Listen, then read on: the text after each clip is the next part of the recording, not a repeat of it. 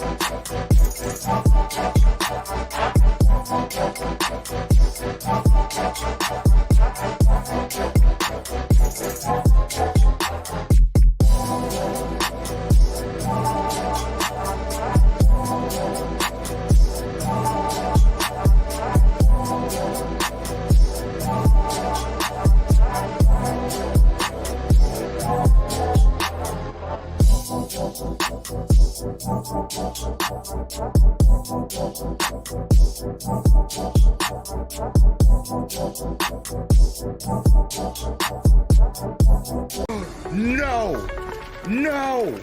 First one. Oh no! Come on! He was. No! Oh, he's still alive! Oh, come here. Eat. He went up in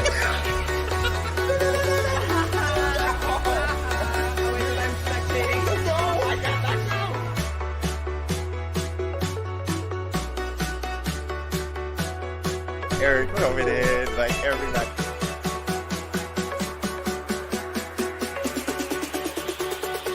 Light him up. Jack it up. Oh my God! Shiny! We have to get Merlin. What is it? Water orb, I have it. Done. Gabby, go. Oh my God.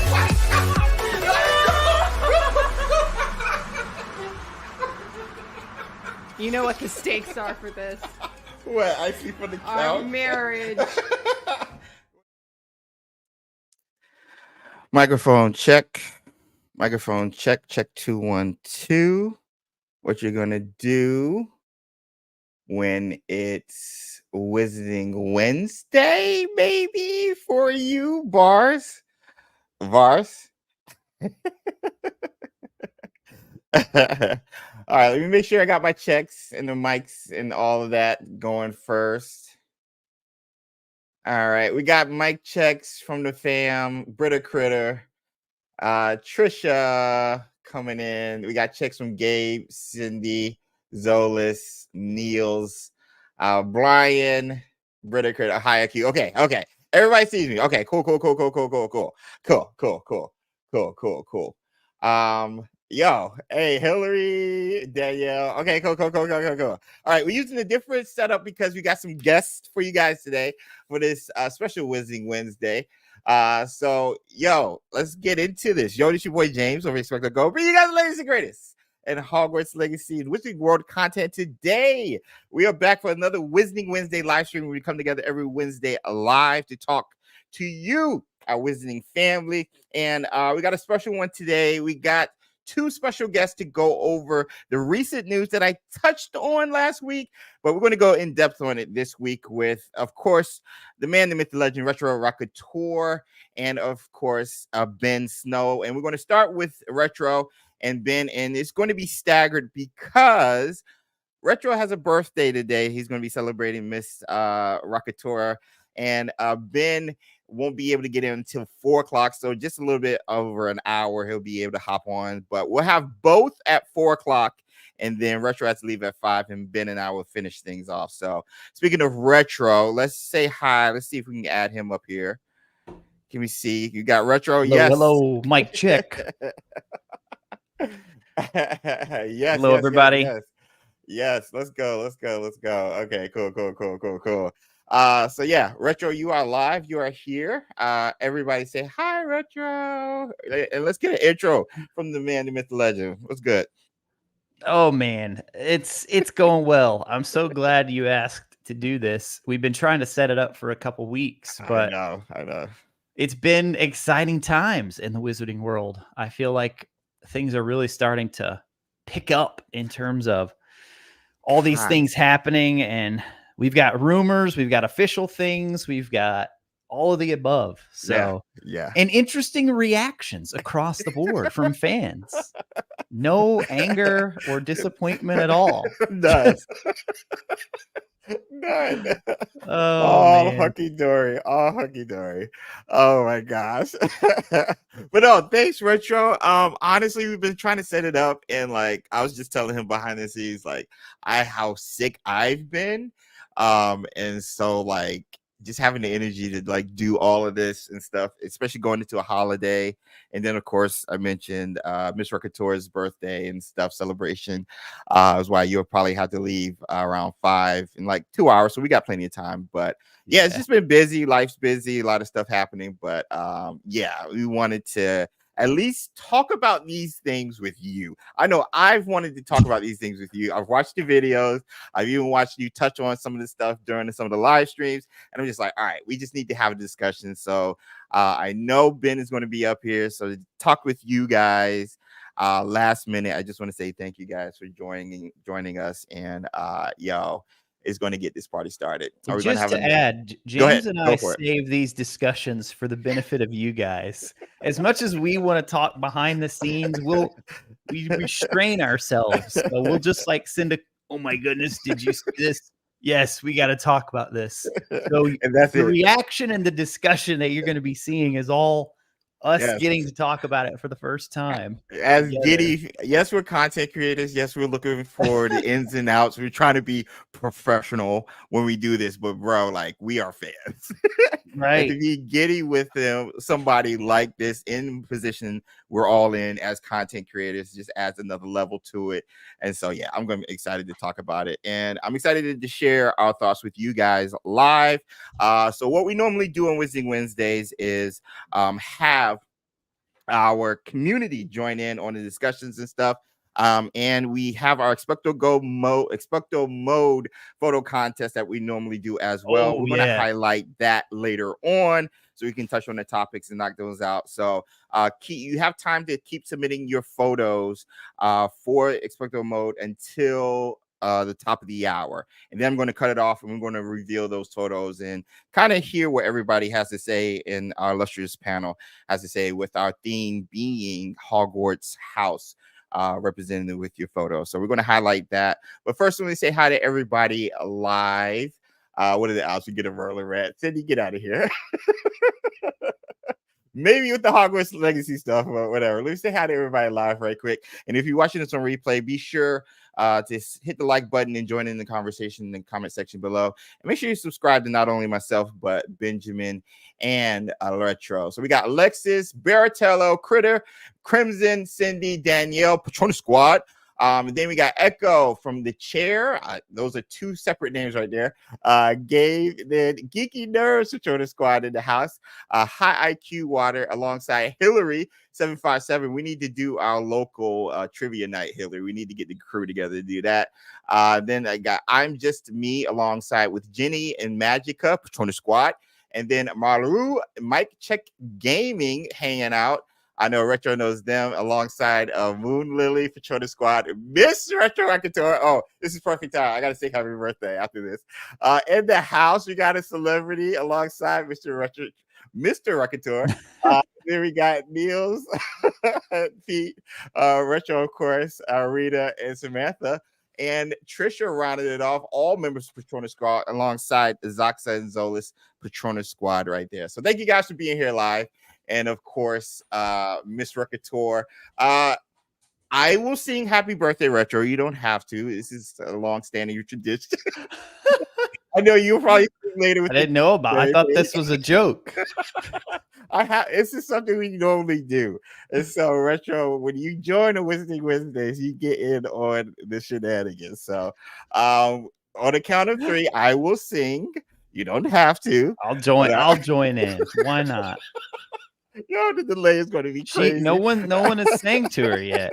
The delay will be bad. All right, here we go. On the count of 3. 1, 2, 3.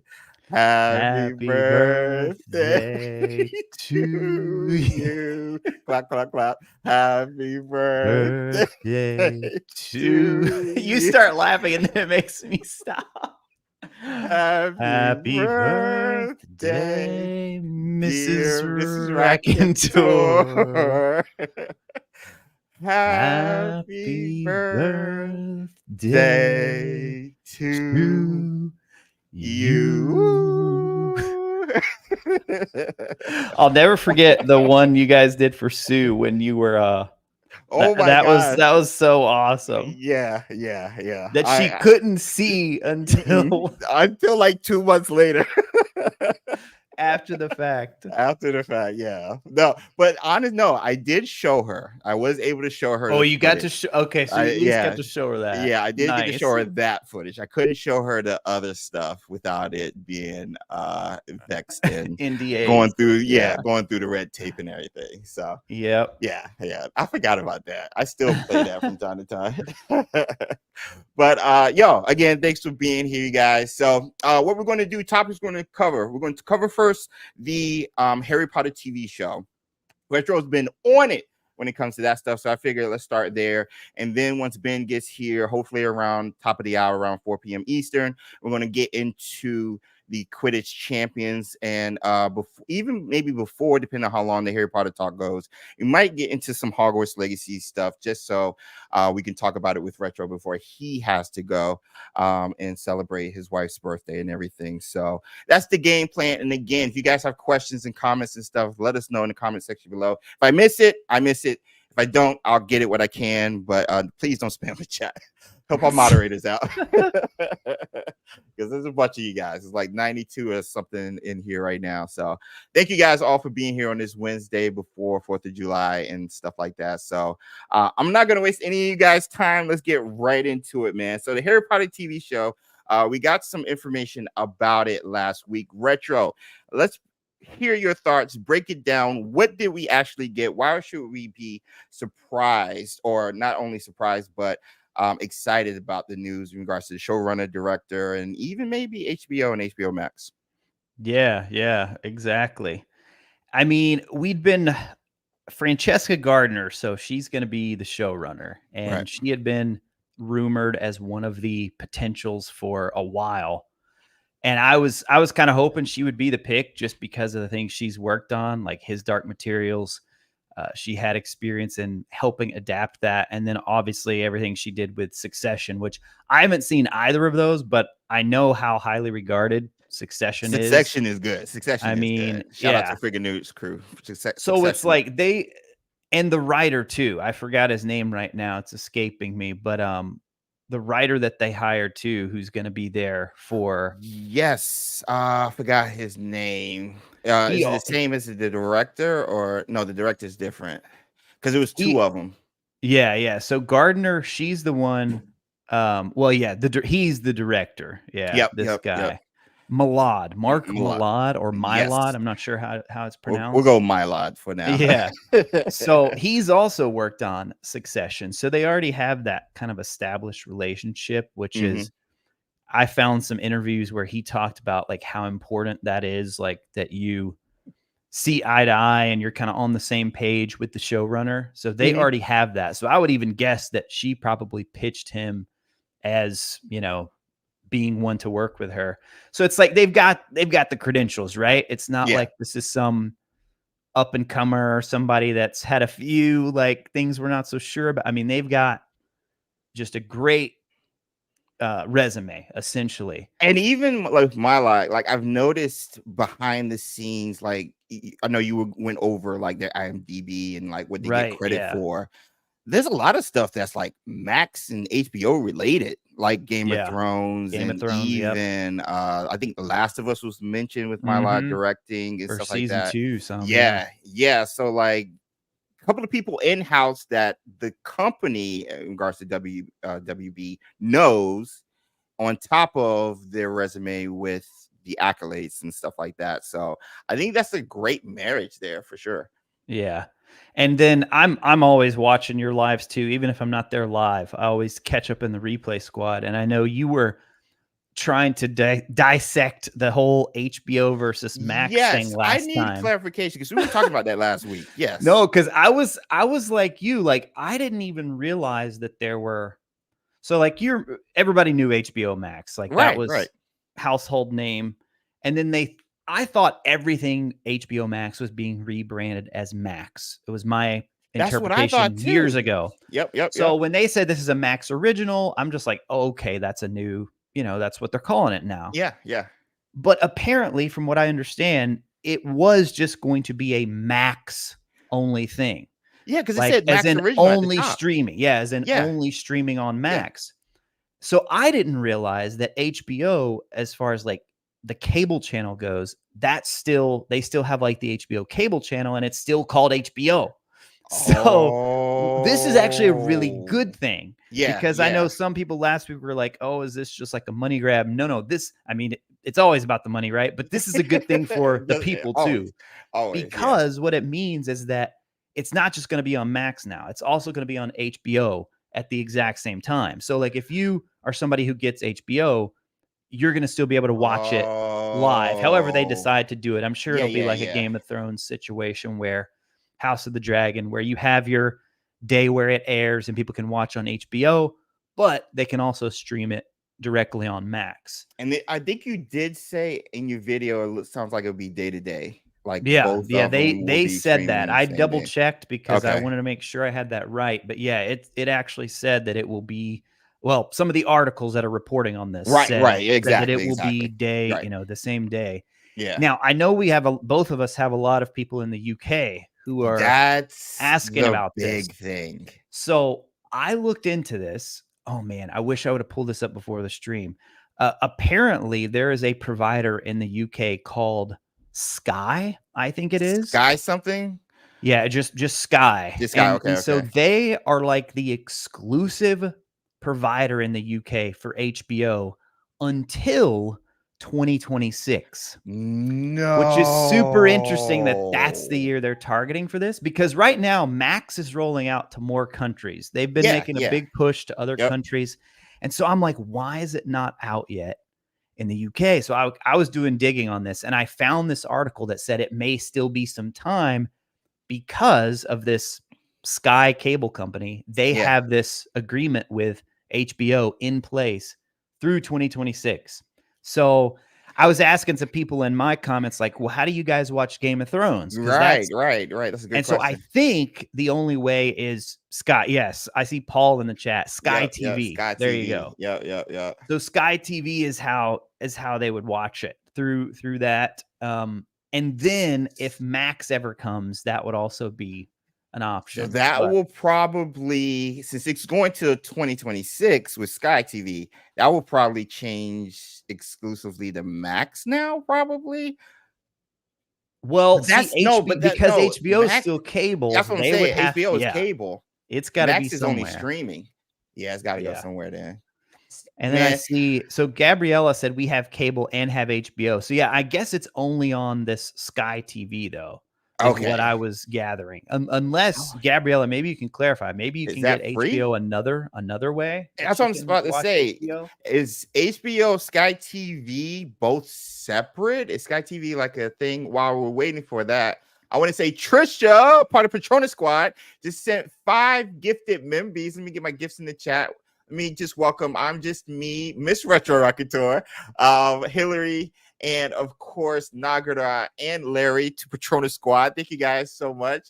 Make sure you thank Trisha for that, and Trisha, thank you so much for that as well.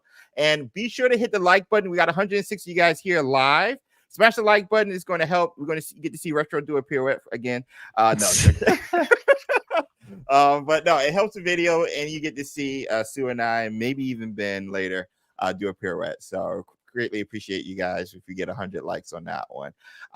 So let me see. I don't see any clarification yet in the Baratello said I can watch House of Dragon at 1 a.m. then watch streamers straight after, and that's Sky Atlantic.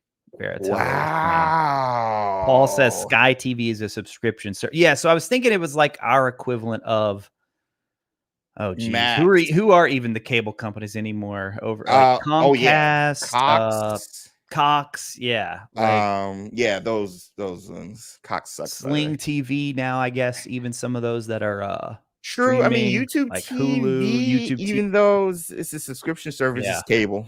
Like because every time I make a video on this, I always get comments from people in the UK, and I'm like, there's just no way they're gonna release this show. Yeah. Without having people in the UK having an easy way. People in the chat were like, surely not. How can JK allow this? I was like, JK has no control over this. Like, this is not her wheelhouse. Like, yeah, she's going to like push for it. Like, she's a part of WB, but like over Wizarding World stuff, not as a company. Yeah. Like, she has no like say in streaming or where their content goes to other places around the world. Like, she has no say. Now, obviously, I can see her pushing it, and it makes no sense for us to have a new Harry Potter TV series and parts of the UK not being able to watch it. Like, it makes no sense.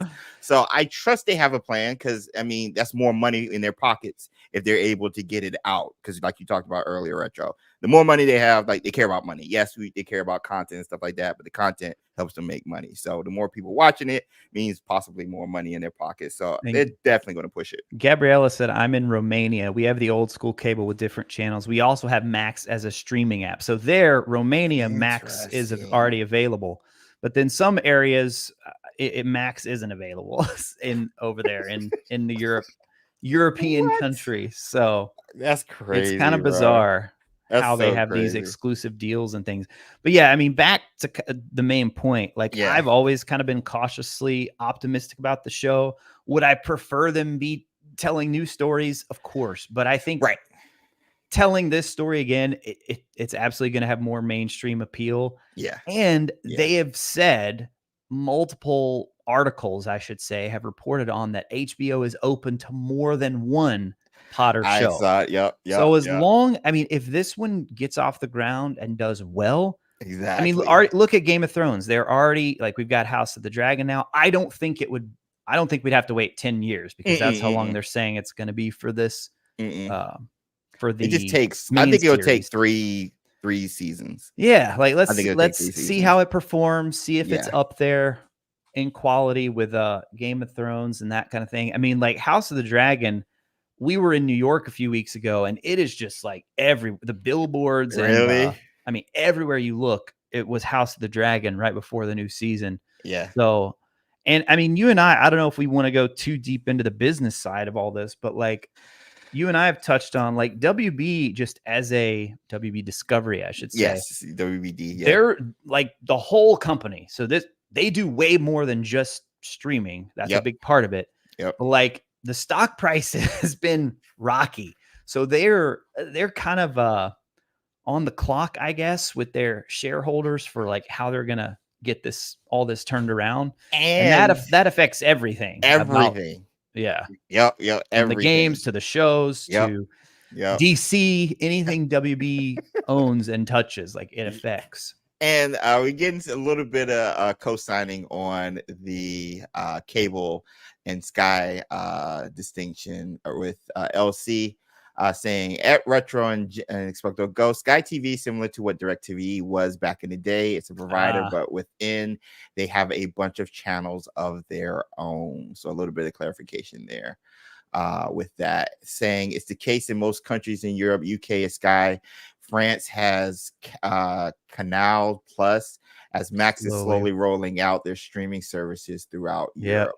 There we go. So I mean, if I'm them, like, and that deal expires in 2026, I feel like that's got to be the moment when you finally release Max everywhere to those places. Yep. It'd be the sole provider for that type of content. And like, I mean, touching on like WB Discovery overall, like you said, they're on a clock because they recouped some of the losses they well, not losses, but recouped in regards to the money they used to purchase WB, being Discovery. They're trying to get that back, and they've got, from what I've heard, they've gotten most of that back. Now they're trying to make money, which they really haven't been able to do for a little bit outside of like Hogwarts Legacy and some other stuff. And a lot of people, not including WB, but Disney and other places, they're realizing streaming isn't as lucrative as everybody thought it was going to be. It's so hard to compete. Like, and really tough to compete. Which is why you're seeing a lot more ad services when it comes to subscription deals and everything with the streaming and stuff. And then, of course, with the volatile nature of gaming, spending upwards of $100 million just to get like a game out and then maybe make 20 million back, So they're just trying to find a good revenue, which has me thinking why they went with the HBO route on top of the Max route, because they want to make money. Because it wasn't just with Harry Potter, it was also announced with the Green Lantern series, I believe. That's also through Disney Studios. As far as coming to HBO instead of Max. Yep. And the prequel to it, I believe, as well. So all that to say, I won't get too crazy into specifically what WB is doing, but the decisions that are being made is affecting not only Harry Potter TV, but the Harry Potter gaming, and we will see how it plays leading into especially the director's cut, which we'll talk about for Hogwarts Legacy. But continuing with the TV series Retro, now that we got the business stuff out the way and the details, let's be fans for a second in chat. I want to hear your thoughts. What are you most excited about seeing? Because we know this is going to be like supposedly as close to the book as they can, with each season being a book, with the last ones possibly being split, because they talked about 10 total 10 seasons. years, 10 years for it. So it might not even be 10 seasons. It's just 10 years for what we know. So maybe a season a year, hopefully, or a split. We don't know yet. But that being said, one thing, maybe three things you want to see that we did not get in the movies. I love the movies. But they skipped on a lot of stuff. I'm looking at you, Half-Blood Prince. But anyway, what would you like to see in the TV show that we have not seen yet? And okay, again, I'm going to find a way to answer this in one, but expand on it as much as I can. Okay. Well, you said one. I'm like, I can go off on several tangents. There really is so many things. I think if I had to see one of the biggest things though is really nailing like the characterization of, I would say, Dumbledore and Voldemort. I don't know how I find these channels sometimes. They just get recommended to me of like these deep dive, like a little documentary style video from relatively unknown channels, like exploring the flaws of the movie with Voldemort and Dumbledore. And I'm like, that's so true. Like, and just to give you like a more clear example, I mean, with Voldemort, we obviously missed a ton with his backstory. Yep. That's one of the biggest things of Half-Blood Prince, is like so much of his backstory they just either glossed over or left out completely. So I think that is really, really important.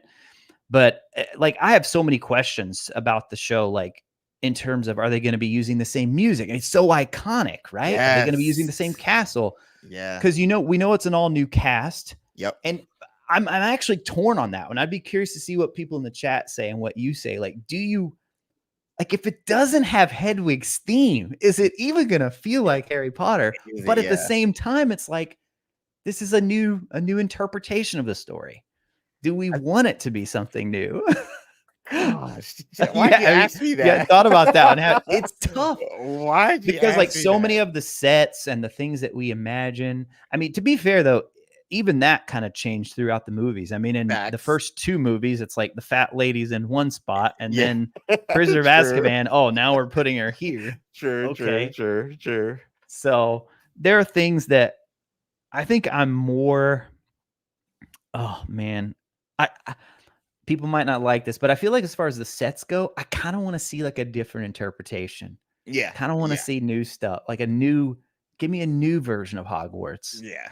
No, but for the music, I'm like, I'm torn with the music. Because like I was pitching, so good. I was like, yo, just get whoever did the music for Hogwarts Legacy. They did a great job marrying the two while also coming up with original stuff. So just get them. I was like, just get Jason Anthony back as the Sorting Hat. Like, just bring everybody. Bring my girl Boston to help with the design of Hogwarts. Just bring everybody from Hogwarts Legacy. They're like, hold on, James. You don't know what we've got in store. We can't be biting off more than we could chew. True, but I guess John Williams, he's 92. Yeah. I don't know how much composing he's doing anymore. Is he? Yeah, he's still doing it. I don't know how. Like, it's probably too expensive. Because he does the live. He does Star Wars live at the theater in LA, the Bowl, something like that. He does those every year, and he did it last year, and he was like assumingly like 90, 91. And I would not be surprised if they brought him in to do more music for like the upcoming Ray movie in like in 2026 or something like that, So I think he could still do it. But I think original music. We got some suggestions in chat. I was looking through there too. Peeves from Hillary. There's a lot of peeves. There's a lot of peeves. Metatron agrees. Even Nerdy Black Gamer. Marauders is a good one from Paul. Oh yeah. We didn't get too in depth with them as well. Pumped to see the final battle proper, which a lot of people don't realize. They changed how that ending went. Let me see. Geeky Nerds with 21 months. Shorter Squad says, I hate how Harry didn't repair his wand at the end that's a huge and one. bury the Elder Wand with Dumbledore. Also, to James' point, my wife didn't understand why Snape was the Half-Blood Prince or what that meant. Yeah. If you didn't read the books, you were just like, how is he the Half-Blood Prince? Yeah, that doesn't make any sense. Yeah. So a lot of great suggestions in the chat. I think you have to go. I think you just have to mix between when it comes to the music. I think you have to mix between because people want Hedwig's theme, and it's iconic. It's iconic. You just hear that first note and you know what it is. And like honestly. No, forget marriage. You have to have the music. You have to have the music. At least some of it. At least some of it. It doesn't have to be all of them, but like some of the heavy hitters, big ones, like the Battle of Hogwarts, for example, like that music is iconic, but you don't have to have that song specifically for that scene. You can have your own rendition to it and stuff. Yeah. But Hedwig's theme and everything, like it's a must. Lily's theme, like I was shocked with how many people, even with Hogwarts Legacy, were almost upset that it didn't have Hedwig's theme, and they're like, "What's the no?" And I'm like, "Guys, this is 100 great years, because it's like." So I mean, I get why some people were expecting it to be there, but imagine if people are sitting down to watch a Harry Potter show and they don't hear Hedwig's theme. That's why I was like, "Yo, just give us the music," because even in Hogwarts Legacy, because I've been doing a lot of photo mode, and specifically in the Great Hall and throughout the castle, you hear a great mix of Hedwig's theme with one of the specific tracks in it, and I can't remember the name of it. Well, there's that one he specifically talked about how they said what if we imagined what came before Hedwig's theme? And I'm like, that's what so would that good. sound like? Yep. So I think sound wise, yeah, you would do that. I think in regards to what I would like to see, Voldemort's backstory, just the gaunts, man, like just all of that information. It was just like omitted, and that's why I pointed out Half-Blood Prince, because that was a huge deal. It was a huge deal. And to your point about Dumbledore, and Sue and I talk about this all the time, and a lot of people don't want to hear this. Dumbledore sucks, bro. I'm sorry. I'm just going to throw it out there. I know I'm going to get downvotes in the chat, but Dumbledore sucks. He's complicated. He's complicated. But like for the longest time, you don't understand why so many trust him. Like to a fault. Oh yeah. You know what I'm saying? And like at the end, you find out he's just been laying up Harry for death. It's like Voldemort didn't get him this time. He's like, dang it. All right, we're gonna try again and do that. Like it feels like that, but at the same time, it was for the greater good. So like that's why Fantastic Beasts Dumbledore was kind of frustrating, because this is him at his lowest point. Like Ariana's died and all of that, and he's like now becoming the Dumbledore that we know when Harry comes back. So I just think he was elevated too high. Same with Snape. Snape is horrible, man. Snape is scary. I was gonna bring that one up too. Killed it, so it's hard not to like him. All the scenes that if they really show Snape for how harsh he was with the students, and how, I mean, he straight up bullies Neville, Hermione, like there's several things with that he says throughout, and I didn't see this one in the chat. I'm sure somebody probably mentioned it though. Ron's character, we've got to do justice for Ron's character. How so many things, as accurate as the first couple movies were. One of the biggest things they messed up on is like taking Ron's lines and giving them to Hermione. Okay. So justice for Ron is a big one for me too. Jenny too, because Jenny was Jenny was I know Hermione gets her shine and stuff like that and everything, but Jenny was there's a reason she's so my favorite. I think Sue last week was talking about like how book Jenny is just, I mean, she had like the spunk and the fire. And people always kind of blame Bonnie Wright, but I'm like, I don't even know if it was her fault, because at the time when she was first cast, I think JK had written three, maybe four. So it's like we had no idea how important, I don't know, maybe JK tipped them off and said she's gonna be Harry's wife one day. But, I mean, she becomes a major player. And I mean, the other tough thing is obviously they're gonna have to hire a lot of child actors. And so there's gonna be a lot of inexperience coming into this that I think people will have to go into with somewhat of an open, you got to be open in terms of that, because they're going to be inexperienced and it's going to take them time to get. It's not ours though. And that's the thing we have to also realize. Yes, it's for Harry Potter fans, it's for everybody, but this is also primarily for new generation.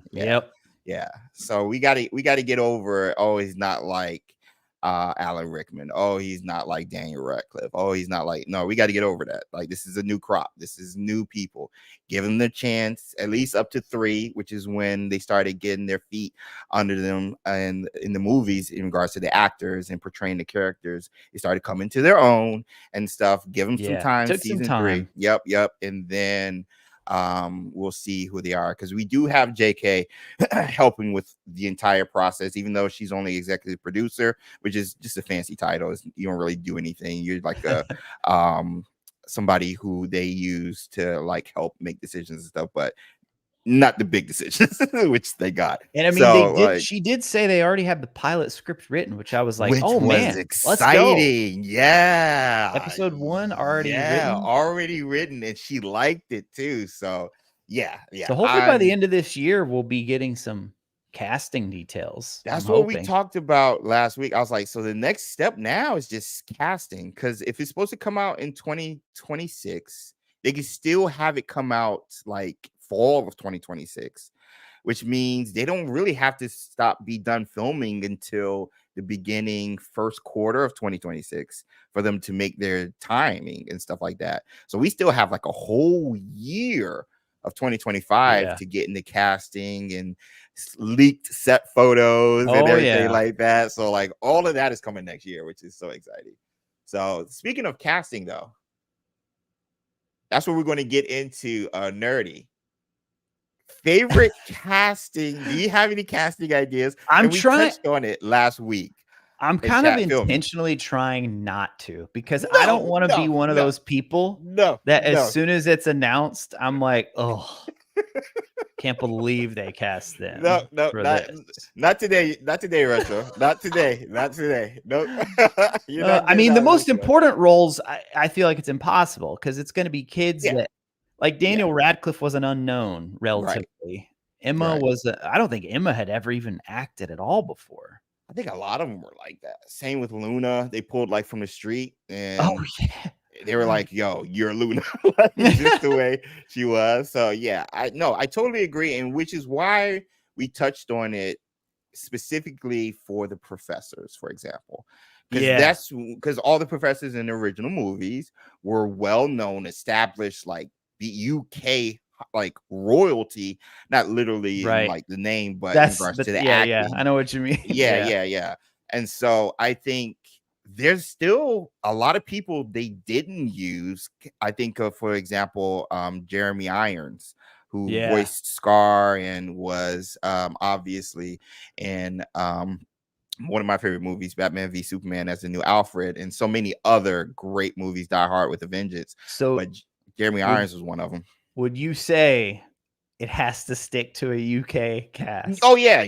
I think so too. Especially since you're saying this is meant to be a more book accurate. Yep. I'm like, okay, then if you're saying that, then you gotta. And I say that, we both say that as US citizens here.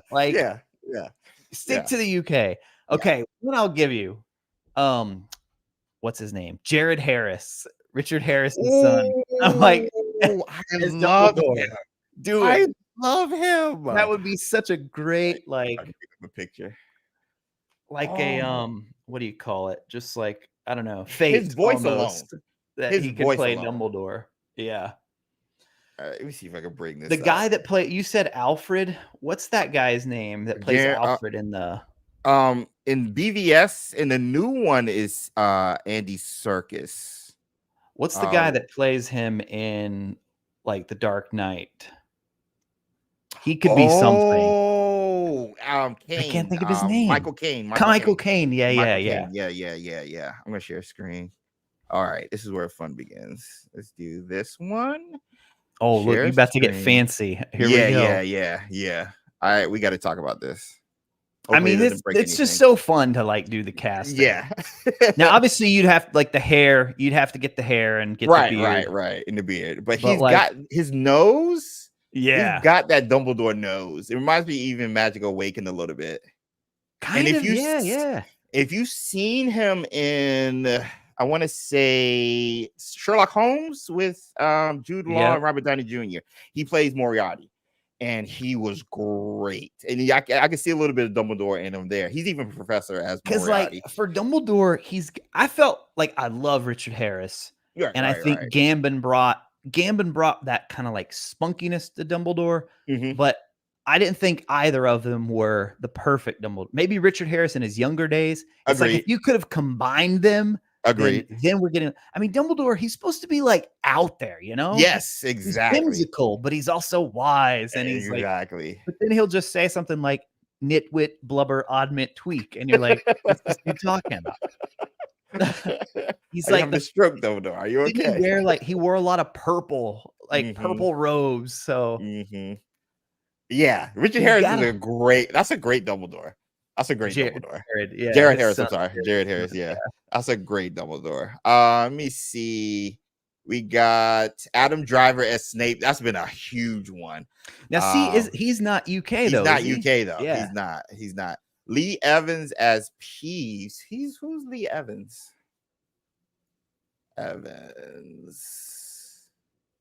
I can see it. I can From see I don't even that. know who this guy is, but I Neither can do see it I. right Who said away. that? Who said Lee Evans? That was from Becky. That's a That's a good good one. pick. Charlie Cooper is 100% going to be Stan Shunpike. Would be perfect. Is right. Oh, we gotta look that one up too. Oh yeah, wait. Let me get the name and make sure. See, I'm not up on the pop culture as much as you and a lot of other people in the chat. So I love seeing who other people say, and then who did they say for this? Stan Shunpike? Yes, Stan Shunpike. Yeah. I could almost see like Malfoy. Maybe Draco. He's too old for Malfoy. I was like, wait, he's too old, but yeah, that's Draco right there. Yeah. Also, welcome to Patronus Squad, Mikolo. Appreciate the support. Thank you for being here. What's up, Yoko? By the way, good to see you. Let me see. Idris Elba for Kingsley. Yeah, there's not a lot of British black actors, but yeah, Idris Elba. Elba. That's a good one. As Kingsley is perfect. I'll go with that. This is the one we talked about last week, and I hope this happens. Eva Green as Bellatrix. I was gonna say, I bet I didn't see this part, but Bellatrix. Yeah. If you've seen her in like any of her work, specifically Penny Dreadful, she's got the crazy thing down to a T, and she's got the dark hair and the look and everything. But overall, she's a great method actress. Like you throw her in a role, and she will morph into whatever it is. So I think she would be a great Bellatrix Lestrange, and like one of the sisters. I think she just fits it to a T. For sure. We had a lot of suggestions. Where we got says Ewan McGregor is Lupin. He might be too old for Lupin, but he could absolutely pull it off. Yeah. That speaking of too old, though, that's another thing I'm super curious to see if they will correct with this interpretation, because the ages. Lily and James were much. As great as Alan Rickman was, like Snape should have been much younger. Because they cast him older, that affected what Sirius looked like, what Remus looked like, James and Lily. So I mean, if we reshape what we're looking for is more like, because were they late 20s? I think something along late 30 or 30s, because a lot of people forget Voldemort's like in his 70s, bro. Right. A kid, like Voldemort's old. And I know Ralph Fiennes even said he wanted to come back. He wouldn't mind coming back as Voldemort, but no, you hit it right on the head. The portrayal by the actors were great in the movies, but a lot of them were older than what they were supposed to be portrayed as. And that's a great point. I hope they nailed that for sure, the age gaps. We got I think they probably will adjust that. From Mikolo, new Patronus Squad member. Keep the show for the UK fans, then make an Elver Money show for the UK fans. How about UK fans get and US fans get everything, and everybody's happy. So we get an Elver Money show and a Hogwarts show. How about that? But no, thanks for the super chat. I mean, I don't want to go off on too big of a tangent, but I still feel like a guaranteed surefire success is if they make a mystery, like, the classic mystery shows. Like my wife and I have been watching a ton of Vera lately. I don't know if you've seen that, but it's like it's like a murder mystery. Each episode is just them solving a murder.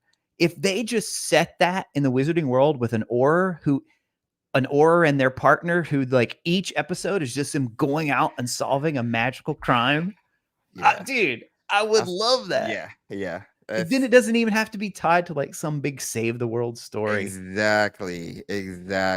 All right. We need, and that's one of the spinoff ideas for sure. Like, let's get like what it's like working in the Ministry of Magic. Like, what do these guys come against? That's not just dark wizards, like what is it like processing and arresting and taking these cats to Azkaban? Like, how is that? And so like a murder mystery like that, that's a great call, Retro. That's a great call. It's a tried and true formula that would absolutely work in the wizarding world. Perfectly, bro. Like, so perfect. It would work so perfect, man. Oh my gosh. And I mean, so many, like, people could see in the early Harry Potter books how they kind of have like this sort of whodunit feel to them.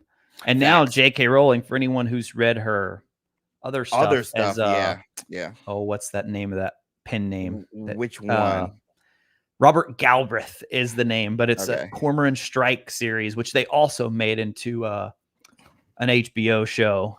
And those are just like standalone. It's just like, I mean, there is kind of a bigger story to those, but each one is like them solving a crime. Yeah. But yeah, like Vera, it's like each episode is them solving a crime. And there's so many shows these days where it's like, it's just like, it doesn't have to be this big thing, you know? Or no, it doesn't. No, like it we doesn't. all, of course, we want to see the founders. Of course, some of us out there want to see this guy called Merlin. Of course, we want to see more about these things. But you can also do these other things that are just like formulas that have proven to work for TV. But like, you could keep that going indefinitely. You know, that's the thing. Why those shows have been around TV for so long, and books for so. I mean, go to your library and just look at how many whodunits are out there. People love them. You just, oh my gosh, bro, we're getting in so many. Casting. I'm seeing so many casting. So many castings. All right, I want to see if we can knock out some of these casts. Who do they say for Ben Kingsley? I saw they said Voldemort. I think was for Ben Kingsley. I could see him pulling that off. Yeah. Especially the nose. Like, look at that middle one. That third picture of him right there. Yeah. I won't go bigger, but this that one's small for some reason. Yeah. Let me see. He said Merlin. There was one I wanted. Barry Keoghan as Snape, maybe. He just needs to be in something. He's been in a ton of stuff.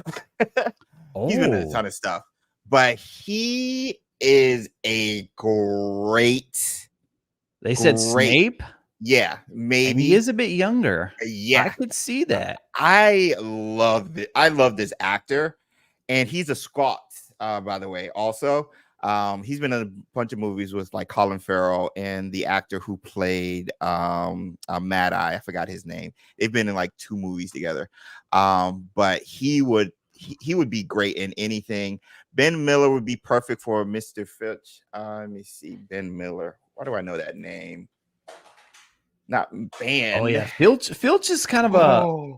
Oh my gosh! Why does he look like Ralph Fiennes? He does a little bit. Yeah, Filch is another one that's like kind of sort of low key, hard to replace because he is. What's that guy's name? I know he exactly talking about the actor. I forgot the actor's actual name though. I'm not looking at chat. I don't want to know because he also played the dude in Game of Thrones. He did. David Bradley. He did. He's so good as Filch. He did. I feel like he played the same character in Game of Thrones. This angry old man, bitter. Yeah, he's got that bitterness to him. Oh my gosh. I feel like Dylan said something and I missed it. What about McGonagall? That's another super important one. That's going to be tough. That's going to be tough. I don't even know who to start there. Mark Strong. That's another dude who I love. That's a Hagrid one, right? They said Voldemort. Okay. Then I'm thinking also in he was in the Kingsman. He was also in Sherlock Holmes. He's been in a ton of stuff as well. And he's I could he's usually a bad guy. Yeah. I could see him as a Voldemort. I could also see him. I don't know. He's such a good actor. And that's what I meant by like there's so many people they didn't use. Right. Like, yes, they used a who's who. Like when you look at it, I was like, oh my gosh, like how did he get these guys? But at the same time, there was still a lot of people like a Michael Caine. I even touched on Dame Judi Dench. they didn't use her like at all. And we said that. Oh, somebody said Lucius right there for strong. Yeah, put a wig on him. Oh yeah, I yeah, could definitely see Lucius. Oh my there. gosh, yeah, just give him a wig. That's a great Lucius. Dame Judi Dench. We were saying this would be a perfect what's her name? Pink lady, the cats. Umbridge, yeah. They said she would be a great Umbridge. I can see it. Yeah, Dame Judi Dench. And she's royalty. She has Dame in her name. Like she's literally royalty just because they're acting. So yeah, there's so many good actors that I think still from the UK, proper UK actors who would benefit the series and just add a level of not only professionalism but gravitas to the story that they're going to be telling. Even as we're just going through this now, like it just gives me confidence.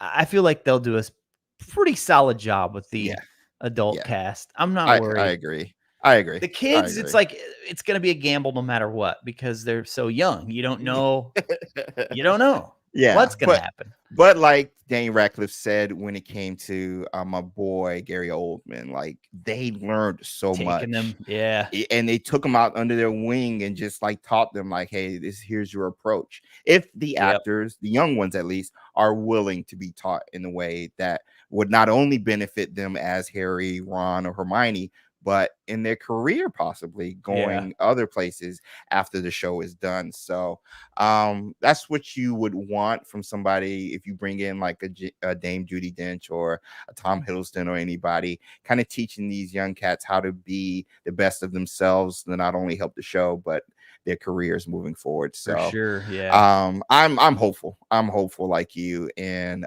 this part of the process when it comes to casting and getting things going is what's so exciting, because then you start getting into fan art and everything and stuff. Like it's fun. It's a lot of fun. It's a lot of fun. But I couldn't get all the suggestions, but there were some good ones in there. Yeah, I was reading them, even if we didn't call them all out. Yeah. I tried to get as many as I could with that one. But that being said, let's transition over. Let's get into some Hogwarts Legacy, and we're touching on Quidditch Champions. Once Benjamin is like able that, to get in. It's already been an hour. Can you? It's already been an hour. It's been an hour. What? Yeah. That's what's so fun about this stuff. As Miklo with another super chat. Andy Serkis as Hagrid. Ooh, that's not bad. Andy Serkis, who played Golem. And of course, he did a lot of motion capture stuff. He was also in Andor. Wait, Andy Serkis is Hagrid. How's that gonna work? Yo, I mean, you're gonna make him like, would he be all CG? Put him on, like would he be all CG? They might do that. That would be expensive. Oh, I have zero doubt he could do the voice. Yeah, but the body, like he's gonna have to gain some weight. What's his name? Robbie. He wasn't as big as Robbie. Robbie already. Because I remember with Robbie, they did a lot of like almost like the angles that they shot at to make him, because he was a big guy, right? To make him look like a half giant, you had to, which was really in a practical way. Yeah. You had like with the table. I think they had like the table was super large to make him appear larger. So there were a lot of little tricks that they did there. Yeah, I forgot about that. Hamza says Henry Cavill. I don't care where, we need to get him in there. Yeah, that's a good one. Ian McKellen, I think, is too old. He would be a good Dumbledore Aberforth, but I think he's too old. He just had a stage accident the other day. A couple of weeks ago.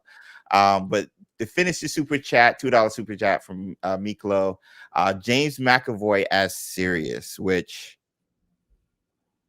I could see. He played Professor X in the new First Class movies. Yeah. And it was in Split. Both of those roles, he was bald though. But no, another great UK actor. Who again? I could see him as a Lupin too. That's what I was about to say. Lupin, and even well, he's too short to play Lucius. But yeah, definitely I can see him. Oh as yeah, Lupin. like if he had the blonde. I can see him right there too. But yeah, let's go. Let's get into some Hogwarts Legacy. We can keep talking. We'll probably do more castings next week, but let's get into the Hogwarts Legacy news. So Yo's in the chat if you guys are ready to talk about that before we let go of Loretro, and hopefully Ben is able to get in on time. If not, we might end it early. Oh yeah, I'm good for another hour. So yep. So I figure we use this hour to get into Hogwarts Legacy, specifically director's cut. So we got Yo's in the chat from everybody. Okay. All right. So one of the big things that wasn't supposed to be big, I think, was a brief sentence mention in this whole article about the Suicide Squad and some of the dysfunction that happened coming from a person who normally doesn't miss, which is why I think this is true, Jason Schreier.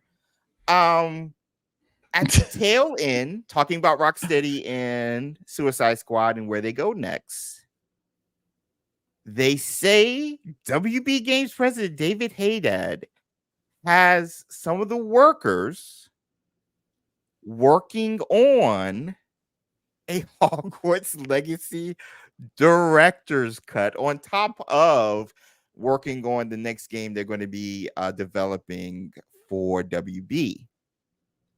It's like Toy Story. Remember when Woody's like, oh, and one minor note, Andy's birthday party has been moved to today. Jason tried to be like, oh, and one minor note here. The biggest selling game of 2023. Oh yeah, they're going to be helping Avalanche with the director's cut. I'm so intrigued by this. Yes. So intrigued. Yes. So first off, do we think this is real? I think it is. Are you with me on that one? Yeah. Okay. Just because of the source, just because of who it is, and Forbes of all people, I think it was the article was in. It was either Forbes or I think he's Bloomberg. with Bloomberg. Yeah. That's what it was. That's right, because it was locked out. I forgot about that because I had the thing. So we both think it's real. I made a video talking about why it's real and everything like that. But just your initial thoughts. Director's cut on why? Are we excited about it? Why? Like, I mean, yes, money is a thing, but why? Where's this coming? Like, I don't know. What are your initial thoughts? So the first thing I did is I went and searched like any other director's cut you could find. So it's a movie term. Like it started with movies. Exactly. But as far as games go, there's really not a lot that have actually called it director's cut. So I don't know if that's the final. Right? Yeah, I mean, I think Ghost of Tsushima is the big one, and there may have been like one or two others. Death Stranding, maybe. But like the glass half full. Let's look at that side first. Okay, all right. Why I'm optimistic is because I can't see them doing something like this without a significant new piece of content to add in. Facts. Like not just like a photo mode, not even like a new game plus, which we know they've said that they're looking into. That's confirmed. I mean, I think you don't release something like that without a significant piece of new content.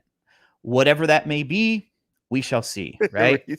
Because it's like the Ghost of Tsushima one was so interesting because I think a lot of people thought, I even thought this until I went back, is that it was like, oh, they did that because it was jumping from PS4 to PS5 and they released an updated version. Yeah. Yes, but it also released on PS4. That's what I'm saying. They also did a director's cut for PS4. PS4, yep. So, and you can go online. I'm not going to read the list, but you can go pull up Ghost of Tsushima director's cut to the people in the chat, and you can see like what all they added. And the biggest thing was like this, like an new expansion. Map. Yep. Like this new area with missions and all that. Yep. So that's like my glass half full approach. Is like, I don't think you do something like that without having a big piece of content to hopefully justify it. Like the fear is you've got to have some sort of upgrade path for like current people, current owners, because you don't want, like, let's say, I mean, the way I envision it, like director's cut of Ghost of Tsushima, it was to replace the regular version of Ghost of Tsushima. So they like phase that one out. So the new people, they get the director's cut and they get all the new stuff. Yeah. But they also had upgrade paths, whether you were on PS4, whether you were on PS5, to where you didn't have to pay a full $70 for a new game that you already bought. So I think that's how they do this. Like it's very important. And we've seen Avalanche and WB, we've seen them make some really good decisions. We've seen them make some decisions where we're like, I mean, the collector's edition being one of the examples that a lot of people were disappointed with. And how all of that rolled out. Like, you remember, we didn't find out about the exclusive mission, and it was just kind of dropped on people. So it's like, you got to be careful with how you do this. Of course, they want to make more money off Hogwarts Legacy. I mean, we get that. That makes sense. So like, I'm choosing to drink from the glass half full approach. I mean, as you guys know, like, we create content about Hogwarts Legacy. So anything else, of course, we're going to be super interested in the news and to see what it is. But at the same time, we also, in a way, see ourselves as a, I don't know what you would call it, but like, we try and reflect the needs of the community. Like, what the community's saying, we try and speak to those things. And so a huge chunk of the audience who bought this game, the whatever number they ended up at, 20-something million. 24, I think it was. You got to be careful in how you announce that and how you roll that out to make sure that those people don't feel like, what? So now you're releasing a better version that I have to pay for in full. Which I don't think they would. I don't think they would. No, I totally agree. No, it would be like an add-on. It would be like a DLC. That's how I explained it. It's basically a nice version, or like an ideal way to say DLC, just with like all the technical upgrades that you would get with the director's cut that we saw, like you said, with the Ghost of Tsushima, but also feeling like its own like DLC type game with extension, not only as narratively, but as a new map, possibly new spells, new enemies, all that other stuff. So I think if they're going that route, and yes, it's called a director's cut. I think it's called that because their association with PlayStation, but that's just a theory I have. But it's basically a DLC. If we just remove director's cut and DLC, I think A, it's easier to digest, and B, it would make sense when trying to get those 24 million people to look at this, because I don't think it's going to be more than an additional $20-something, maybe $19.99, maybe 20 to 40. I mean, like the Elden Ring 40. DLC is one of the biggest we've ever seen, and it was $40, and that was came with the collector's edition as well. Good gracious, I forgot about that. Oh yeah, they did release like a whole separate oh man, you were saying something there and it got me. It had a thought. DLC pricing. I think how you're saying it, I think that's definitely a helpful way of looking at it. And I remember what it was. Like, to be fair to Jason, like, he said a Hogwarts Legacy director's cut. We don't know if that's the final name. Like, True. We don't know if that's exactly what Avalanche and WB are going to decide to call it. We don't know if it's going to say that on the box. That's a specific name, though. Maybe it doesn't. Yeah. I mean, what I would love, and I think you may have even talked about this on a past Wizarding Wednesday, is I think a really cool thing would be if they really went all in on that idea of a director's cut of like Alan 2 getting to sit down and be like, man, here's all the stuff I wish we could have included. Of course, companions are at the top of the list. Like, I mean, that kind of verges on the point of like, oh, then you're getting into a whole new different game. But there's a point where like, I do feel like they could get in some stuff that was originally cut. I mean, director's cut. That's what it's called. So like, that would be really cool. If we get like a new expansion, they put companions in. Maybe we get some things like you and I have talked about time and time again of like cross wands sticking around, few more mini games. So like, I'm hopeful that it does end up being real, and that it ends up being something substantial, which I think I messaged you about this on like a DM. Notice in all of their talk about the summer update, and you guys all know, James knows, all the chat knows, like how careful they are with their words and what they're saying. No one has ever said this is like the final Hogwarts Legacy update. No one's ever said anything to that effect whatsoever. They've never said they're moving on. Which I feel like they would say that somewhere. Maybe maybe it doesn't come directly from Chandler. Maybe it's like in one of those financial reports or something where you hear like David, he's like, yeah, the Avalanche team is now working on what's next. No, we haven't heard anything like that. So I think there is still stuff coming for Hogwarts Legacy as we know it without being a completely separate sequel. Now, to go with the glass half empty approach. What? No. Merlin, man. Don't get me wrong, Merlin. No. I think the reason they haven't said anything yet, and I touched on it in a past Wizarding Wednesday, they're still hiring. True. Which you and I check frequently to see what's on there. They're still bringing in cats, and a couple of cats who I do know will be leaving as well.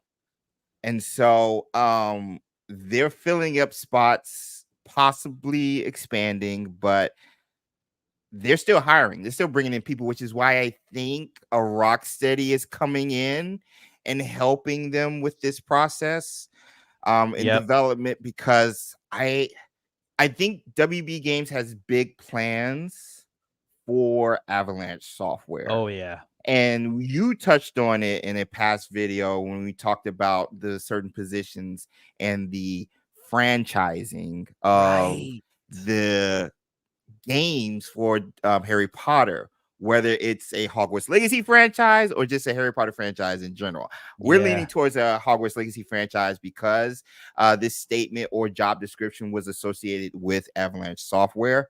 And so I just think there's a lot of rehiring they have to do, because a lot of the team who we got to meet in LA, whether they were QAs and stuff like that, a lot of them had a 1-game contract. And they got their bonuses, because if a game makes an X amount of money, then they get bonuses. Everybody got bonuses because nobody expected Hogwarts Legacy to do what it did. So kudos. Now the question is, are they going to rehire these people? Are they going to bring in new people? Are they going to pull from within WB, from the companies or studios they have under there, like we touched on with Rocksteady? I think there's a lot of questions with that, and they're being vaguely quiet, which is very strange right now when it comes to I'm glad you brought that up. Stuff. I hear you talk about it on Wizarding Wednesday, and I think Andy's mentioned it a few times too. Just like the video game world, I mean, it's a crazy. It's just crazy right now, like with the hiring and the firing and the layoffs and everything. And you've done a great job of talking about how a lot of these people working on this game were contracts where they expire. We have no idea how big the Avalanche team is currently as it is July 3rd, 2024. We have no idea. We also know that they had a ton of, no knock on Avalanche, they would even tell you this, they had a ton of other devs helping out with Hogwarts Legacy. We know look at the end credits. Sumo was one of them. Yeah. And then Nintendo bought, I didn't even know anyone was helping them with the Switch port. But then when Nintendo bought this other dev, this was like, I don't know, a couple months ago. Yeah. When they played a big part in helping Avalanche port it to the Nintendo Switch. So it's like there was a lot of other hands touching this game, which makes it even more amazing that it turned out how it did. Shout out to Alan too, man. Right? Gracious. The guy, the master behind the madness, like lining everything up. But so I love that you bring that up, because it's such a good point that we have no idea. Because you and I keep talking, it's like it looks like they've been hiring for months. Seriously, so we don't know if they've doubled in size or if they've simply are still trying to replace what they've lost from the contracts that have expired. We don't know. And I mean, even you've got WB talking about volatility in this industry. That's why they're always so careful about how long they hire people to work on these types of games. I mean, hopefully with the success of this and the huge push they're having toward Wizarding World, they'll be able to give these devs a little bit more, security. I mean, I can't imagine working from year to year on just like, I got a 6-month contract and then I don't know what's going to happen. I know. Cause I know, so many moving parts. So it's so many. So that's what just has me, at least from a glass half empty, just like, what's going on, man? Cause like, I'm just worried WB stepping in regards to the higher ups. Oh yeah, like a David Haddad, but David Haddad getting his pecking order from Zaslav, and be like, all right, we killed it. How can we make more money? Live service. So I was like, is there going to be a live service element and stuff? Yeah, it's the whole chat we had on my channel back in December is still relevant. Still holds. So you go back and watch that video. All that stuff still remains true because we still don't know. A lot of it. Still relevant. But that being said, though, from all the business standpoints, what do we want? What do we want from this journey? If it's true, if Rocksteady's working on this, if we're looking at it like a DLC, all right, Avalanche Software, Director's Cut. Okay, Alan 2. I mentioned it in the video. I sat right beside him when he said we had to pull the cord on stuff or rip the Band-Aid on decisions that he didn't necessarily agree with, but had to do based off development timelines. So one of those things being Gobstones and Wizard's Chess, for example, when we touched on it. I know he also wanted Quidditch, which I doubt we're getting that, but just to lay the groundwork, just to set the stage, what do we want with this thing if it's real? Like, what are we expecting? Because I mean, seriously, they can go so many avenues, Retro, with map, with narrative, like continuing the story, introduce a new character, continuing Seb's story, like new spells. What spells are we going to get now? Like, we got new stuff from Ghost of Tsushima, even with Death Stranding. What new spells could they give us? What new enemies could we come across? There's so many different directions you could go. So because I was listening to you, it may have been last week, how you were saying you'd prefer them just to go Hogwarts Legacy 2 and just say turn the page. Facts. Yeah, I don't need this. It's run its course. Just get into the sequel like right now. But I'm not going to say no.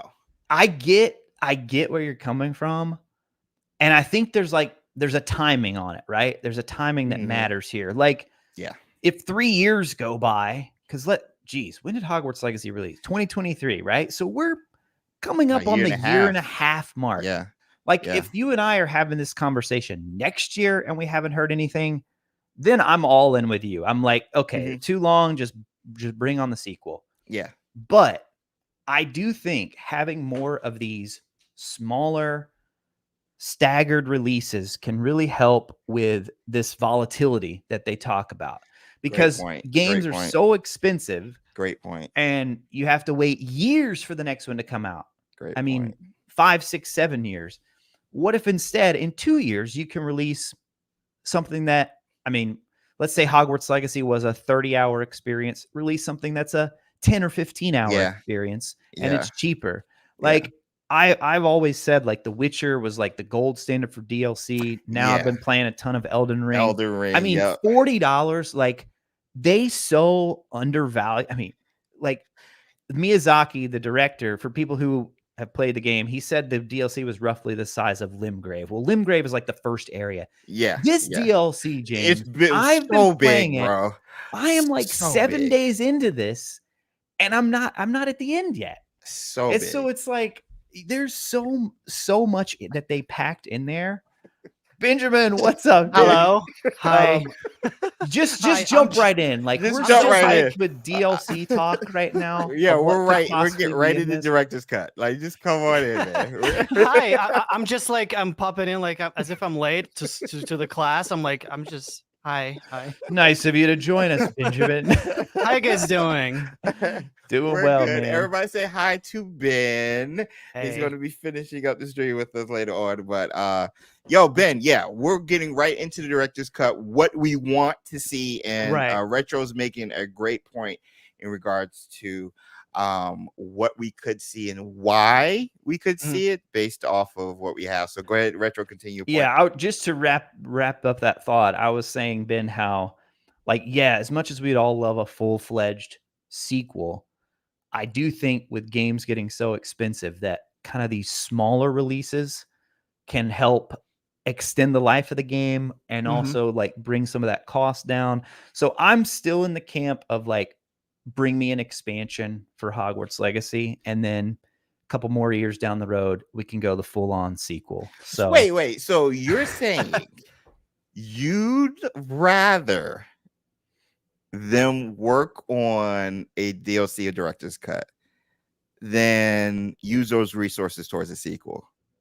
I mean, if that's going to help set them up better for the long term, so then he's talking from a business standpoint. Yeah. Okay, business standpoint, yeah, that makes sense. I'm not gonna like to make things more comfortable for them, where they don't have to be like, well, 6 years we'll do this again, and fingers crossed, maybe it will sell, maybe it won't. And for WB's sake, because we want WB to win, because if WB is winning, that means everything under them is going to win. So that includes Harry Potter. So yeah, if they can get that stability in regards to the income, or even just looking at that stock market with a every 2 years type of DLC situation, building on an already successful game, that makes sense from a business standpoint. So I'll retract my statement. You'll allow it. Yeah, I'll allow it.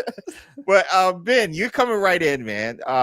DLC / director's cut, which is what we're calling it, because it might confuse people, the terminology of director's cut, which is it's just a glorified DLC. But anyway, it is. What would you like to see off the jump? Let's go map wise. Where would you like to go? Damn. Well, I haven't gone even that route. What do I like to see in it? Ben's like destroy Hogwarts. That was his thing, right? Yes, destroy. Well, see, I found certain things in their clips, and now I'm on the rabbit hole. and I'm in the rabbit hole currently, and I'm welcoming others to join the hall. But so I think, well, it would be cool to see the land of Hogwarts Legacy, around the land around Hogwarts at the time when there was a severe drought, when everything was just like, it's like a prequel sort of story, but where we kind of travel to, and where we replay, we see Isadora's stuff, and so that can bring in completely different map, completely different stuff. But by the way, I already covered it in the video that's going to be coming out tomorrow. It's like it's all done and ready. Check it out. Be there. Sorry, I'm joking right now. But yeah, I don't even know what to expect, honestly, from this director's cut, because it was just barely mentioned, and it's like, is it really true? So many. What is it really is? Because like, I mean, by the definition, the director's cut is an addition.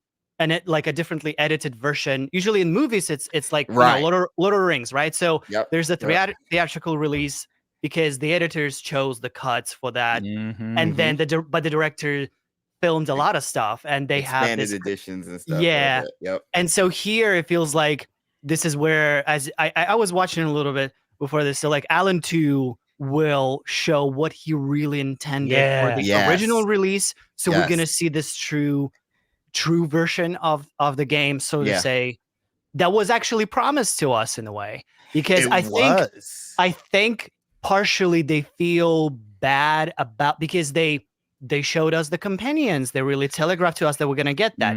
They showed us go on adventures with them. They said that in the state of play. Yep, exactly.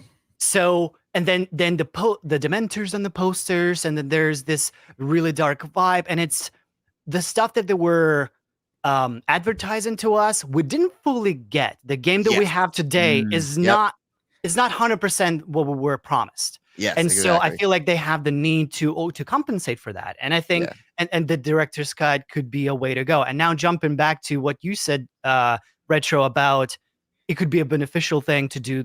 They better do this now than a sequel, because I feel like it's a sketchy water right now. They're in, like, the fact that they did great with Hogwarts Legacy is, wow, it was a big surprise, but they don't know if people really want the companions. They don't know if people want the morality system. They don't know if they want a prequel. They don't know many things. They don't know if there are mechanics that they've worked on that people are actually gonna enjoy. And so they cannot rely on those cut features to be the ace in the sequel. So they have to test those things out first. Great point. So like this director's cut is like, okay, we're gonna maybe even throw a multiplayer expansion just with a battle arena and see if people like it or not. Great point. We're gonna just like, I love it. We're gonna just use this as a scratchbook, not a, you know what I'm talking about? Like, Test it's it out. It's a test, and so we're gonna test it on existing. We're the mice. They got the cheese, and we're gonna get it for free. We will probably get it for free. I think. No, there's no way it's free. There's no way. But wait, hold on. I don't remember. Was Ghost of Tsushima for free or no? Was it was for money? No, you had to pay. It was for money. Yeah. It was for money. Okay, never mind. Yeah. So now we did talk about, like, with Ghost of Tsushima, they provided like an upgrade path for the current owners. Oh yeah, so, yeah. Brand new, it was, I guess it was $60-$70 when it first came out. But then if you already own the game, you got it. You only paid for basically the extra features. So I think it was $10 if you got the PS4 version. It was $20 if you got the PS5 one. Right. Exactly. So yeah, that's I feel like that would be a great way to go, because they will prolong the time for the sequel development. They will test it. We will be literally the rabbits, the mice in the lab. They will be testing out the features, play testing them all, and then save. Because as I said about reusing the exact same map, changing it a little bit, put a different story, maybe a different character, or the same character but from different perspective. Maybe we'll add much. They don't have to add as much when it comes to the map. Friggin' nerd. So I made a video about the discovery that I'm in the summer update clip, and friggin' nerds commented there that really created the whole, and then I made another video that's coming on tomorrow. So what if this DLC what if this director's cut DLC whatever is gonna serve a role similar to how Miles Morales did in Spider-Man, where it was originally as a DLC planned, but then it came out to be as a separate kind of title, less priced as a DLC almost. I mean, it's the same price as Elden Ring DLC. Cheaper. I think it was 40, right? Yep. And so it's exactly the same map, only during winter. It is same enemies, kind of different costumes, same dungeon layers. So it's kind of almost similar game as we had before, but slightly revamped, slightly different skills, new character, new story told, and at the very end, they have a cliffhanger. That's another thing. Hogwarts Legacy didn't really end with a cliffhanger. No. They didn't, but they also did not expect this to do what it did. Right. And for it to be, like Mario Squire told Andy, they left breadcrumbs enough for it to set up for a sequel. But this was supposed to be a complete game. Also, think of it.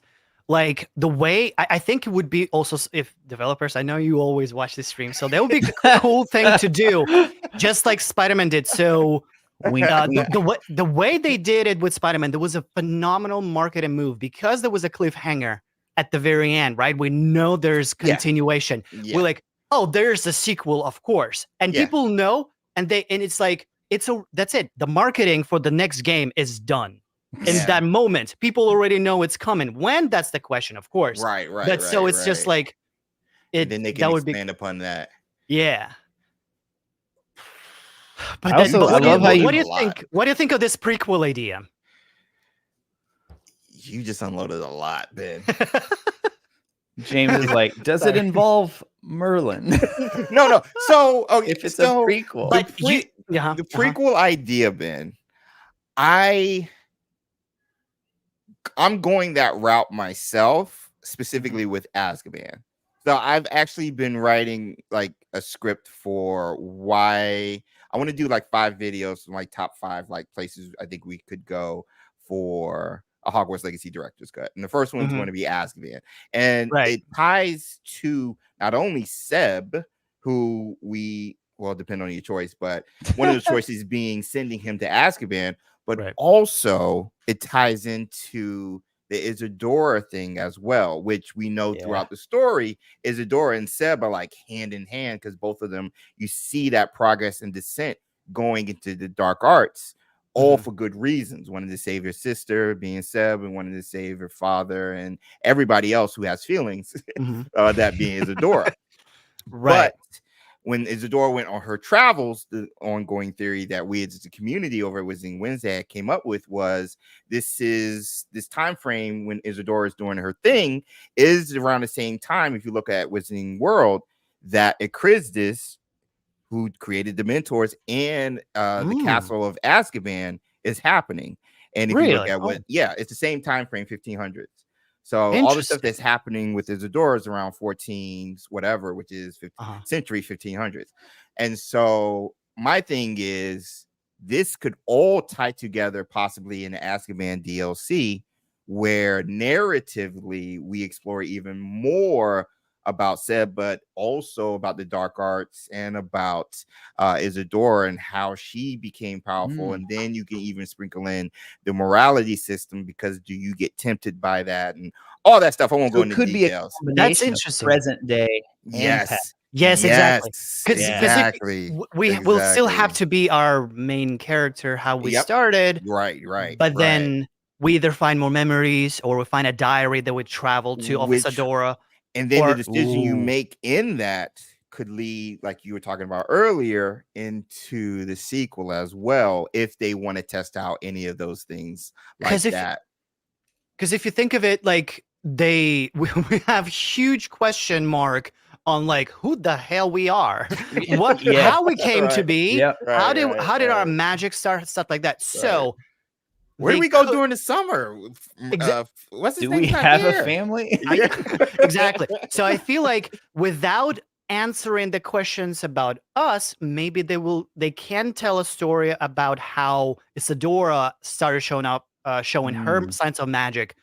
And why she got selected for, enrolled in school and as a 5th year also. So they can like sort of answer questions with that we have right now, and that will also help move the story to the sequel. Like it will prep us, so to say.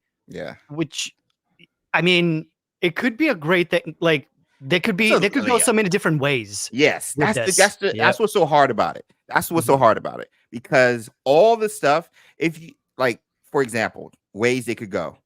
We could do freaking Wagadu, bro, and hang out with what's her name, Natty. Like we could do, it doesn't have to be in the inside. Just stay outside of the school, maybe foyer area, and still give us some African mainlands and stuff out there. Learn some wandless magic, like just from the companions alone. Find out just get some expansion there. Maybe we hang out with them during the summer because we have no place to go because our parents we don't know anything about. Like that's a new map right there. Azkaban is right there because it's already in the game. So just add exactly into Hogwarts. So and I think it was layers. That's the thing. I truly believe that a bigger version of Azkaban, bigger mechanic, it was from the beginning meant to be in the game. It was already in the game. Yes, they just limited it, and it was cut. Yeah. It was cut. I really think so, because it doesn't. I don't think it was only for the Hufflepuffs in that Jack dimension. Right. They just created that just for that, like what I'm saying. And like the Dementors too, like they did all those character and the models spell. For Dementors. I believe there's a whole chunk of content, big chunk of content that was just like, get out of here. Because where do y'all go? Where do Gryffindors go? Nowhere. Oh no. It's in Hogsmeade. You smash pumpkins. There's a festival. The what's it called? The Ghost Festival. Oh, the hunt, the Great Hunt. I forgot. What yeah. It's with Nick and Headless Nick. Pumpkins. Yeah, and then Ravenclaws go to the Owlery. Right. So all of these things are there on the map. Yeah. They go to the Owlery. I've only played Slytherin. Watch Ben's 3.6 million viewed video. Wait, I did. I forgot about that. Yeah, but that where does Slytherin's Theirs So is like the secret chamber yeah. of the giant cave You mean the under- elf Yeah, so Yeah. Hufflepuff's the only one that go elsewhere. to a different location. So I'm like, it's a completely. It's like it's not on the map. You can never access. Like everything No, you else, you can can't. access. You can kind of whatever. Yep. But like, yeah, the rest, the Hufflepuff is not there. It's the It's only just- one you go to a spot you can't visit after that quest. Well, to be fair, like so with Slytherins, you walk inside that mural, but it's just a Right, small right, area, right, so it's right. not like but the mural and stuff is still there. Everyone Yeah. else can still of see it, the walk up giant to it. squid. Yeah. I And forgot about that. Yeah. I once dropped, like I was streaming it and I went beyond the borders accidentally. There was like a hole, and I went nuts exploring the whole area. You cannot see Azkaban anywhere, and I know some folks who have tried to mod search stuff for assets in the because we to think get of it to as far yeah. away, Yeah, but yeah. everything is close together. All the Yeah. different scenes, they're just like right. packaged The power somewhere of around. computing. Yeah. Right. But Azkaban's It's not there. It's Oh. not there. Same thing for Haunted Shop Quest. It was not there until now. So it's like True. it's hidden. It's very, very hidden. True. I'm sorry. I say we go to Azkaban. That's been my guess the whole is time. Is that where you think, or Yeah. at least where you would like to go? Retro? Yeah, and it ends with you learning the Patronus charm. Yeah, non-corporeal. Like that's how the DLC ends. Non-corporeal, not corporeal. 'Cause to be they don't fair- need to add all those animals. Because if you just have Expelliarmus and Azkaban just for the sequel, I mean, it's gonna be a big deal. I will of course. But I think people will latch onto is this the only new thing that we're getting here? You know what I'm saying? That was my fear with your suggestion in regards to going back to the because I even told you like the famine or whatever was an actual thing. Yes. Shout out to A. Ramos who found that like that actually happened in Scotland around that same time period. But that's my fear if it's just the same map but just different, would it be enough to draw those people back to a same area that they've already explored? It would in be the cool sequel to see for the DLC. For Okay, the DLC. It would be cool to see pre Forbidden Forest, because if you look at the backstory of Forbidden Forest, it wasn't like that big initially. Right. Like it started expanding after a while, and so kind of going back would be cool. But I don't know if it would be enough. I think Azkaban would be enough, and I even said in my script, this would allow you new enemies, Dementors, and whoever you want to add. B, new spell with Patronus, not corporeal. C, even a new tool, tool wheel item. You can add chocolate now because obviously you need it. You need it to deal with to come down. Yeah. But the thing is, also Patronus doesn't destroy Dementors. You can't destroy it. No. So they now just run away. They're just going to run away, but they're going to eventually come back. So then you can also start getting into, well, how does ancient magic affect your Patronus charm now? Is this something that we've never seen they can explore and start like doing their own type of lore like they did with Hufflepuff with that horrible maze guy? But anyway, they can explore and do their own thing. Now with that, but whatever. I think Azkaban's top choice for me. But like to feed off what you said about would that be enough? Because it's with DLCs, that's how it is. Sometimes they kind of reuse sort of the assets. That's like an easy way to make it happen. For sure. I think if they were to use the same map but change the map a little bit, like say it's a drought, it maybe has dried out. It's new. It's new maps. Elden Ring was a new map. Witcher is a new expansion. I mean, even Ghost of Tsushima, they added Iki Island, which I've started playing now. The director's cut of Ghost of Tsushima. So I think you have to have a new map. That's because I keep thinking about Spider-Man because it's the same. Well, they added Brooklyn, right? No, not in Miles Morales. Same. It was the same no. map. I'm thinking Miles Morales. Yeah. Miles It Morales, was the same. It was the same. So I'm like, it was the same. right. So, but like, if they would change a little bit, for example, it would like they have the same map, but like a little areas in addition. Expanded, yeah. Yeah, like for Yeah, example, yeah. an Azkaban would work because it's not like a huge map, right? Yeah. So, but it will add a feature. So it will be a location Yeah. and a feature with the Dementors and all of that. And it's like Yeah. because, for example, if it's drought, probably the Black Lake is half the size, and there's areas to, or Ooh. maybe dungeons to explore there. True. And southern regions, True. etc. So it's Stuff like be revealed. Yeah, that's a good point. so it's I mean, like the it thing it about- changes. Yeah. The thing about Azkaban being totally separate is it could be as big or small as they want. There's layers. Azkaban Yeah, is 'cause huge. we only see that one little level, and all you Yeah. can do is walk. I mean, you can't. Right. These can't are even like cast a Wizarding spell. World like bad guys. This is a jail. Like Yeah. it's not just that level. Yeah. So, like, you could even start. I mean, almost like, I know we keep bringing up Elden Ring, but like the way their DLC starts, it's so convoluted. If you don't know, you have to go to exactly a specific spot. That's You have I to know. have beaten this boss. So That's the thing right, is, just to unlock it. Yeah, about I forgot about that, I'm playing Yeah. Elden Ring. I love this game so much. I think I am a Souls person now. It's Anyways, so fun, dude. but I'm like, oh, I want to do the DLC, and I'm like, I hesitated, but then I realized. So I spent 200 hours in this game in the Elden Ring already, and I have not finished it. I have not beaten Mog, and I haven't even unlocked the last frozen area from which you travel to you that still got boss. a lot to do. So, man. but I spent 200 hours already on it because there's so much. I keep upgrading. I'm doing this character's stuff, then this character's stuff. I spent so much time, and I'm loving it. I'm not even finishing the game. So I'm like, I'm not buying the DLC right now because I still have like 10 hours to finish before I can even access You got a lot of bosses left. Too. Yes. If you haven't fought any yet. Yeah.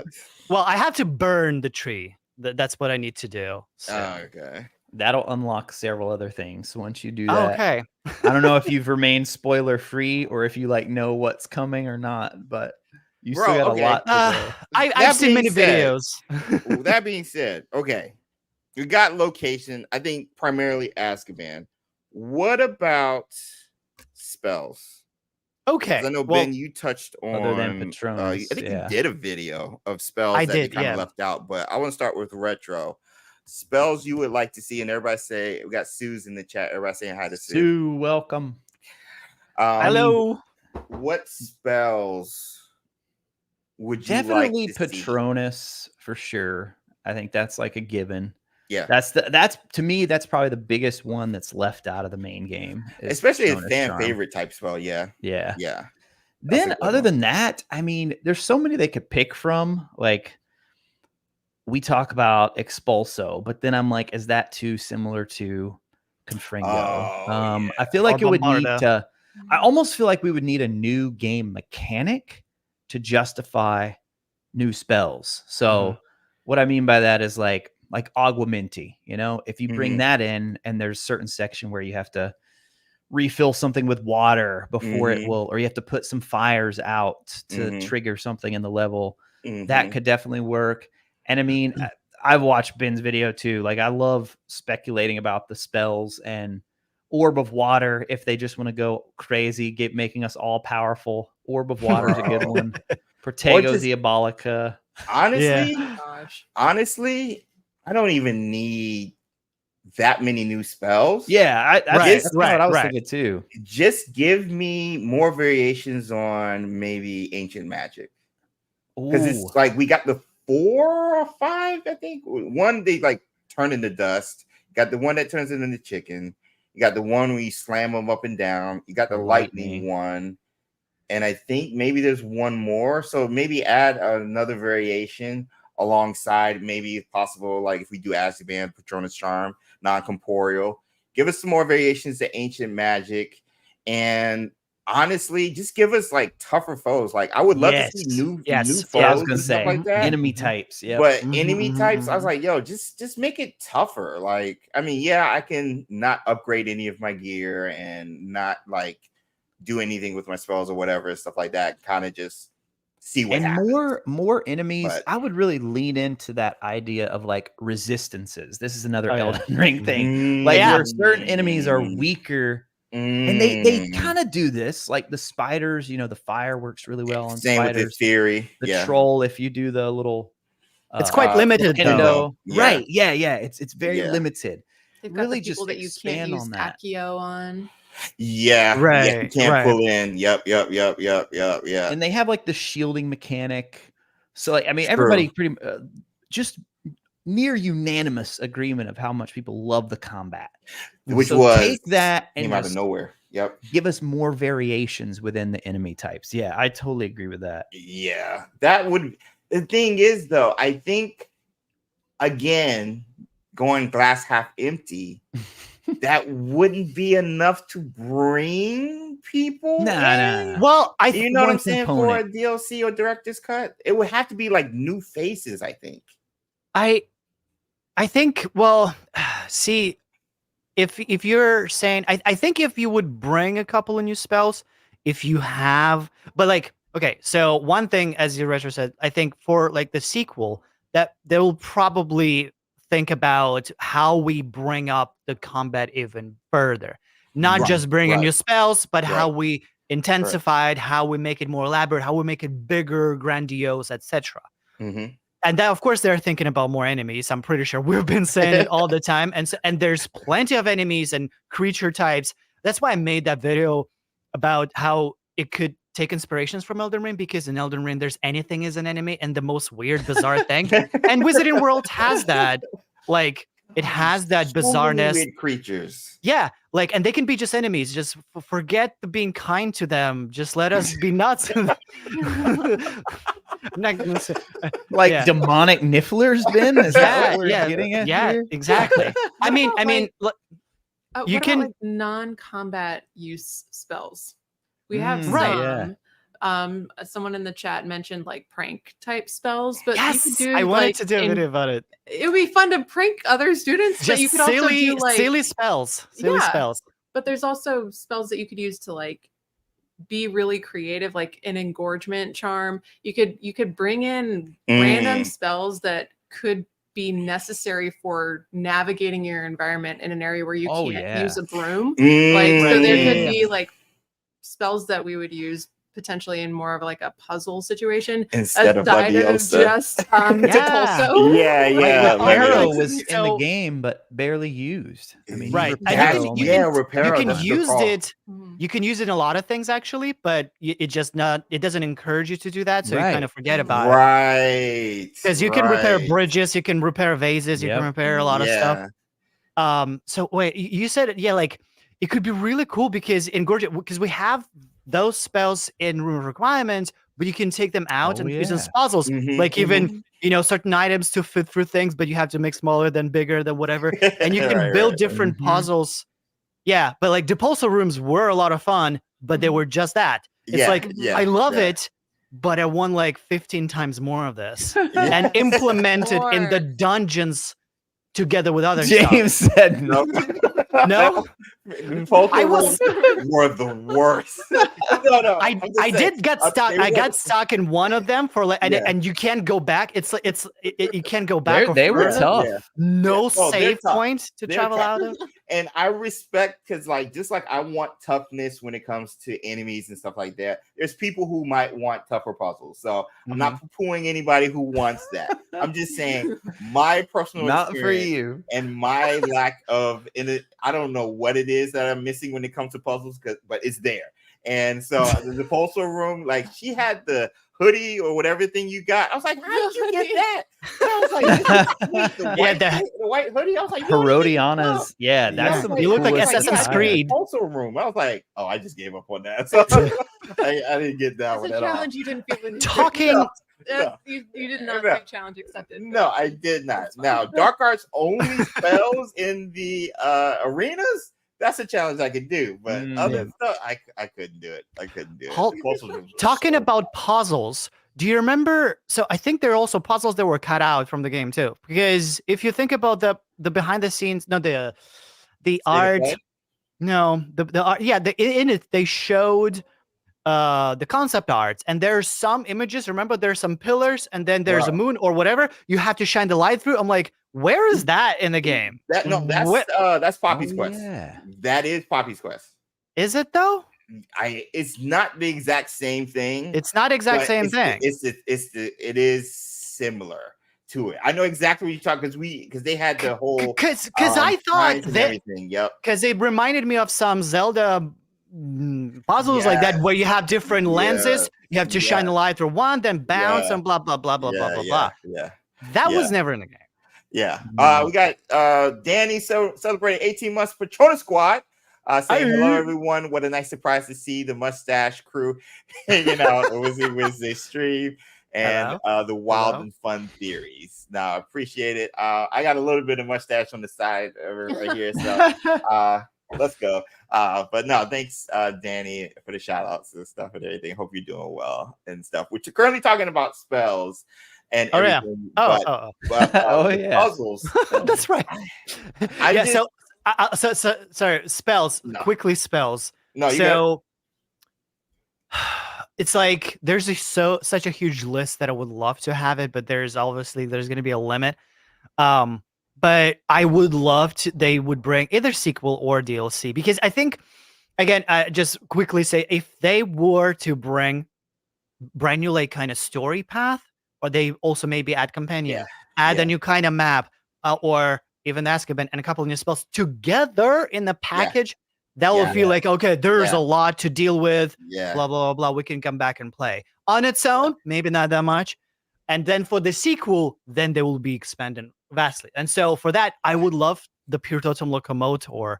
But like, if they really use the power of PS5 and the Unreal Engine 5, so they can let us really do like hundreds of statues, like let people go nuts. So people create those weird videos where they summon like an army, go that scale. So like it can become hilarious and it can turn into memes or into these videos, but it's gonna be a big thing. Like, because that spell kind of was already in the game, but we don't do that to those statues. Yeah. Right. It's almost like it's almost just like taking in Fury, how we can do Imperio. If you could do that on the statues, and then they just it could do the same thing, bro. And you just one to another, and you just kind of maybe like you mod it that you can do ultimate. So like in the game, you actually have a limit. Like I don't know, there's a timer until they not become pure totem. I don't know, but then you could mod so you can have an army. And another one I talked so many times about is a Pugno, where you can weaponize huge numbers of different objects, because I keep bringing it in. Like they're shards of glasses, you destroy buildings. So like you use your environment to your to your advantage. So like you want to cast a spell, you want to defeat an enemy a specific way. You can cast just Avada Kedavra and he's dead. You can cast Confringo, do a combo, or you can destroy a tree, then use those shards to go against. And so like be jumping back and forth with different stuff. I don't know, maybe use Glacius on water, freeze it, use the boulder, So that creativity almost to like a Zelda style, like That I think that would more so be in a sequel. Definitely. Yes. But if they wanted to try it in a DLC director's cut type thing, I would not be opposed to it. Now, I know Retros has to go like in 5 minutes. I wanted to ask narratively, is there a story or even a person, companions, professors, or whatever, that you think would make a good DLC story based off of? So continuing what we know, even building off of who we've been introduced within Professor's Companions. Who would you like to see them explore? Because I don't think they need to make a new person. I don't think they need to do that for the DLC. Yeah. I mean, I think they know Sebastian and Ominous are kind of like the standout. Those are the two everybody wants more on. Yeah. And if it is Azkaban, that would tie in very well with Sebastian's story. Facts. If you make one choice, which we don't. Another thing I'll say, we don't officially know he's in Azkaban. It says he's awaiting trial, so that's how they leave things. Right. But if they wanted to provide a bridge to the second game, they could do that with Sebastian's character, because that's the biggest decision. I mean, there are some minor decisions, but as far as how the first game ends, the biggest choice you make is what you do on Sebastian. So if they wanted to delve into that in a DLC and use that as kind of like the bridge to like, okay, we've got to come up with a definitive, here's where we're leaving it to go into the sequel. Yeah. They could do that. I mean, so he's the one that jumps out to me, but he's such a big character now. They might just want to be like, no, we're saving that for the sequel. Like that's coming then. So, I mean, he would definitely be my pick, but if not him, then I would say Ominous, because there's just so many things you could explore with him as a character. And just oh man, what were you saying? Oh, one other thing that you were talking about, a Pugno. Do you remember that a Pugno was originally in the game as it was the name of the ancient magic throw? That's right. It's called a Pugno. And I asked Alan about that after my gameplay. I asked him about that because I was so curious, and he was basically like, they kind of decided that it wasn't going to be, it was more like they wanted it to be more of an ancient magic thing, because it was just like you just throwing back this item opposed to, because like you were saying with the spell, it's more like you can use it against, I mean, I guess it's like any like objects, but it's always like a collection of objects. Yeah. It's about variety. Yeah. So I guess that's why they decided it didn't really fit for a Pugno. Gotcha. But yeah, that was a good one for me too. But yeah, in terms of story, I would say anything with clarifying more of Sebastian's story, or to what you guys were saying, like our story, getting more about our character's backstory would be huge. Right. And I have a question for you though. Yeah. Do you think they're gonna follow up, sequel or DLC, whatever, if they do Sebastian's story? Are they gonna completely branch out into different directions based on what we have chosen about Sebastian, or they will they pick one, or they pick one, or maybe our choices didn't really matter, because then in other reality we didn't give him away, but then he still gets captured by the authorities because they found a dead body or whatever, or missing person. Oh, I see what you mean. Kind of like how the Walking Dead games, they would sort of generally end up in the same spot. And would that infuriate you or people in general? Like, oh, that choice didn't matter at all. What do you think of that? I think people probably would be mad, but I think it's one they would just have to like rip the Band-Aid off on, because that's something I think a lot of people wanted, was that deep morality system where it was like Mass Effect, where the choices I make here are carrying over into the next game. Right. I don't think they had the system in place for it. So I do think they would have to, I think they'll have to pick one and say, this is like our version of the story. Right. What happens here. So everybody can still keep their headcanon and stuff without even tinkering, even though. And just real quick before I hop out, thanks, James, for having me on. It's always such a good time. Appreciate it. Yeah, say happy birthday to the wifey. Hope you guys enjoy the outing. And I will watch this later and finish out. One thing I wanted to bring up to, and it's like the radio. I'll hang up and listen. So I'll hear what you guys say about this. But I'm super curious. So we got the Quidditch Champions release date. Yeah. Did you guys know you can't pre-order it anywhere yet? No. I checked this last night on stream. You can only wish list it. Yeah. And they haven't said anything about a physical version. So I'm curious if there's a physical version, what you guys think. And if you have any guesses on why we can't pre-order yet. Because I don't think it's going to be delayed, but I'll hang up and listen, guys. I have thoughts, but yeah. Thanks, Retro. Ben, hi. Good to see you. Hi. Good to see you too. I'll get you out of here. Oh my gosh. Okay, so go ahead, James. No, I would start with Sue first in regards to we'll get to the Quidditch Champions at the end. Okay. Because it's 5:00 now. I want to get a timer at 5:30 chats and mods. Help me out on that one. timer at 5:30. We're going into Quidditch Champions. We'll end it with Quidditch Champions, and we'll answer Retro's questions, which was about not being able to pre-order it still, it being on a wish list, and what is that? Copies. Physical copies. What does that mean? So 5:30, we'll jump into that because I wanted to wait for Quidditch Champions with you because I know you've been hitting that hard too in regards to content and stuff. So I wanted to wait for you to do that one. But in regards to narrative, story-wise, we got suggestions with Sebastian. We got it with Ominous thrown in there by Retro. I saw a couple of professors thrown in there in chat, like a Professor Heckett. Yeah. I saw her in there. And a couple of other professors. Garlic. Professor Garlic. Oh my gosh, Professor Garlic. I took some awesome photos. I'm in charge of the stream for the rest of the time. Oh, no. But Sue, is there anybody specifically? Even it doesn't have to be a companion, maybe a random NPC we came across. What's his name? That goblin who was the painter or something who lost his cart at the beginning. Maybe continue his story. Is there anybody you can think of that you would not mind continuing a narrative story in a DLC director's cut capacity?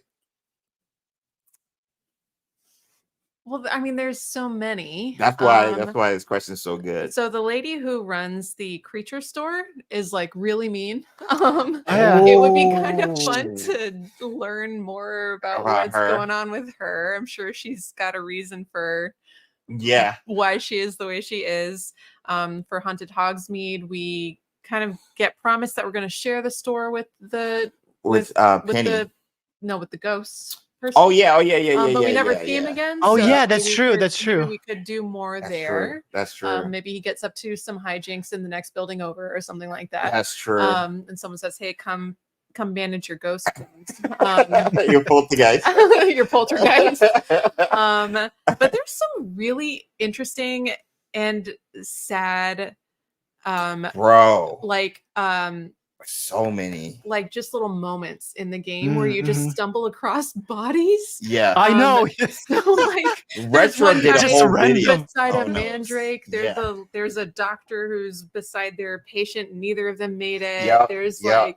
So it. I mean, I immediately went dark. I don't know, but it would be kind of cool to maybe stop something like that from happening. Because there's so many NPCs that are wandering around. There's even one in Azkaban, Prisoner Clothes, that if you catch them, they're walking around. It would be cool if there were some moments where you could intervene in an NPC because they're walking down the same roads we're walking down and we are getting attacked by spiders constantly. But they're not.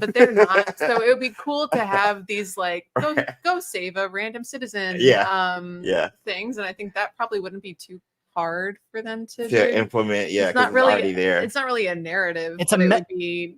Go ahead. No, I think it's a matter of storytelling in general because they can take a lot of inspiration. As I say, I would love that because the Wizarding World is so rich, and what we loved in the books is the details of the little details. You turn around the corner, and that corner is described in details, and the person, and you know them.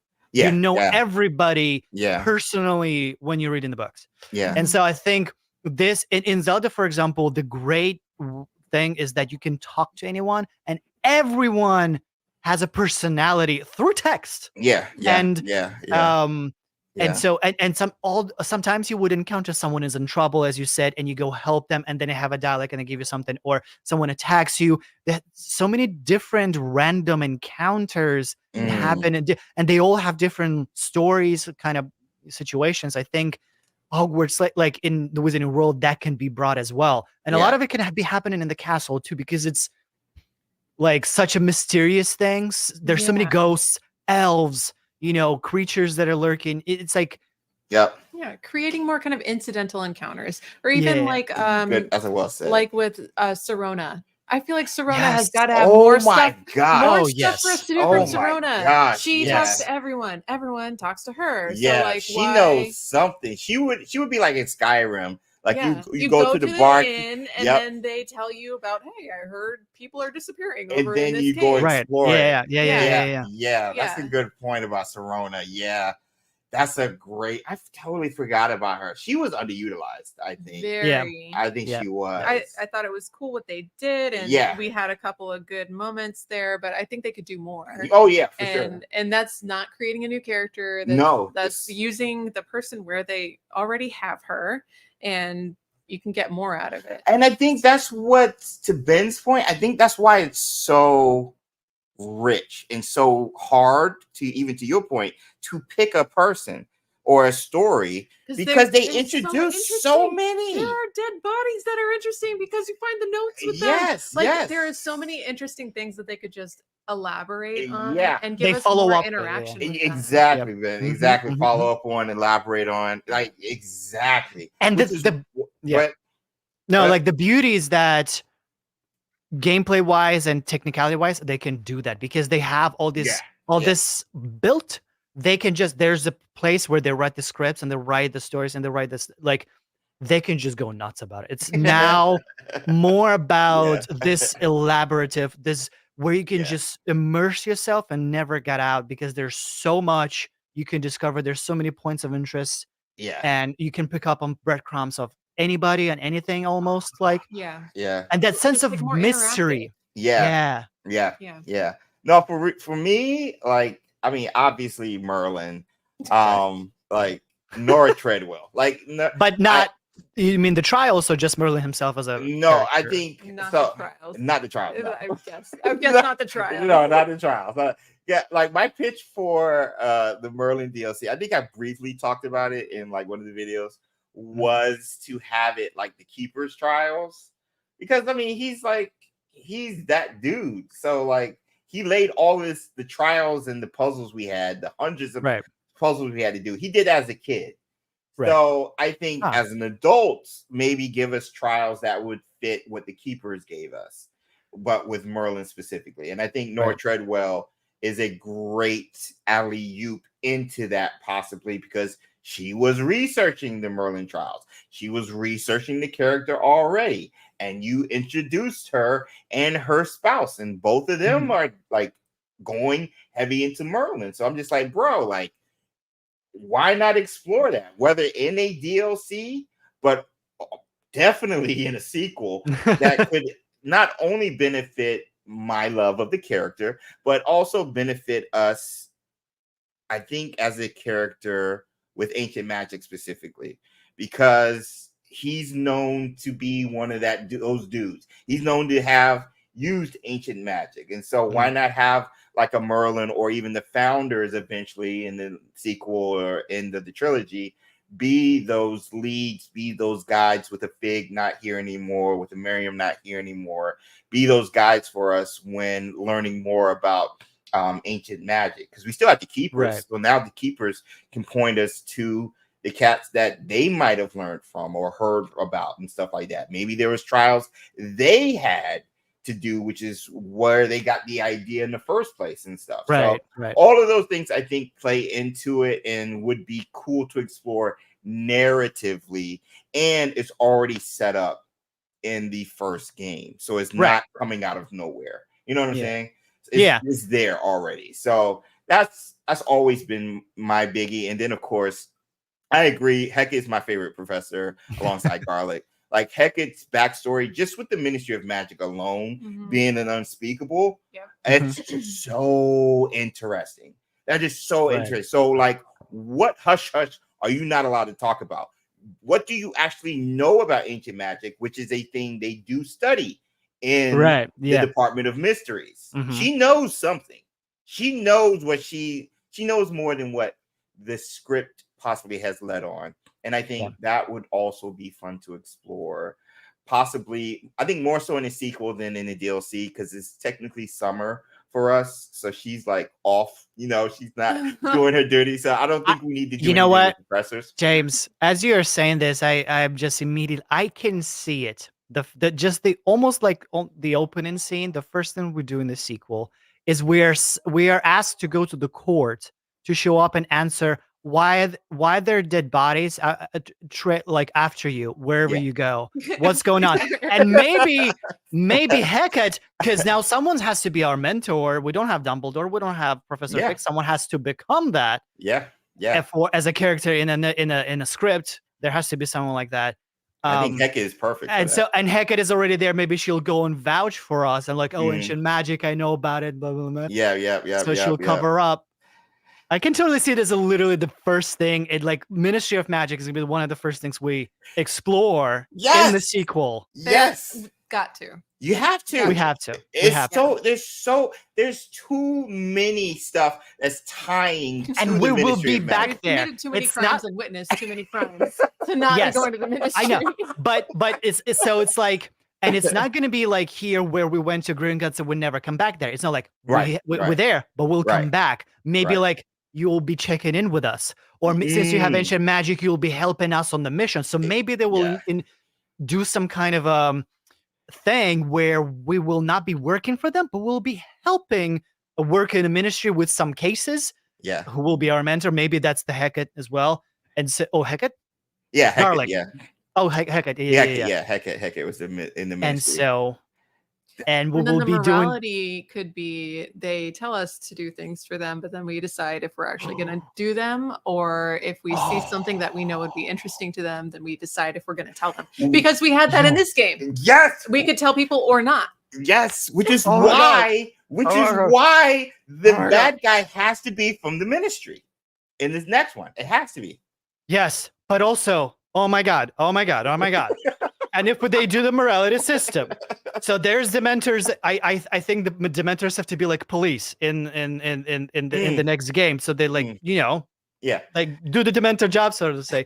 But and so like if you are choosing the path, you will choose the path, right, to go with the ministry, do their deeds, and be also kind of darkish, or maybe you realize no, there's a cover up. You go against them, but the ministry, the bad guy who is there, is punishing you, and he's sending Dementors against you. He's trying to kill you, trying to put to Azkaban, and it's a whole different undesirable number one. Yes, undesirable number one. We probably will be killed because we're not in the Harry Potter mention. So we will be dead one way or the other. What a great ending that would be. That would be awesome. Honestly, I would love that if we sacrificed ourselves. Yeah.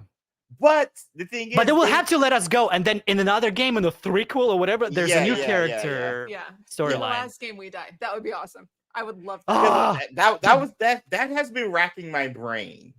Narratively, how will they make it that we never existed? Maybe we peak at age 17 and never amount to anything. Our magic disappears. We're squib then. But well, they don't have to kill us. We can just simply move into a different region, different country. Eventually, then later, and we'll say goodbye. So we'll go away from the lore of the Britain, but we in the different lore elsewhere as a or whatever, you know. All right, yo, chat is coming in.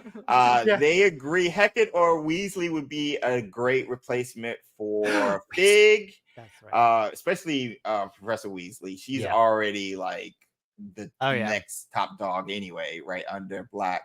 Let me see. I just want to experience getting flushed down the toilet in the Ministry of Magic, says Danny.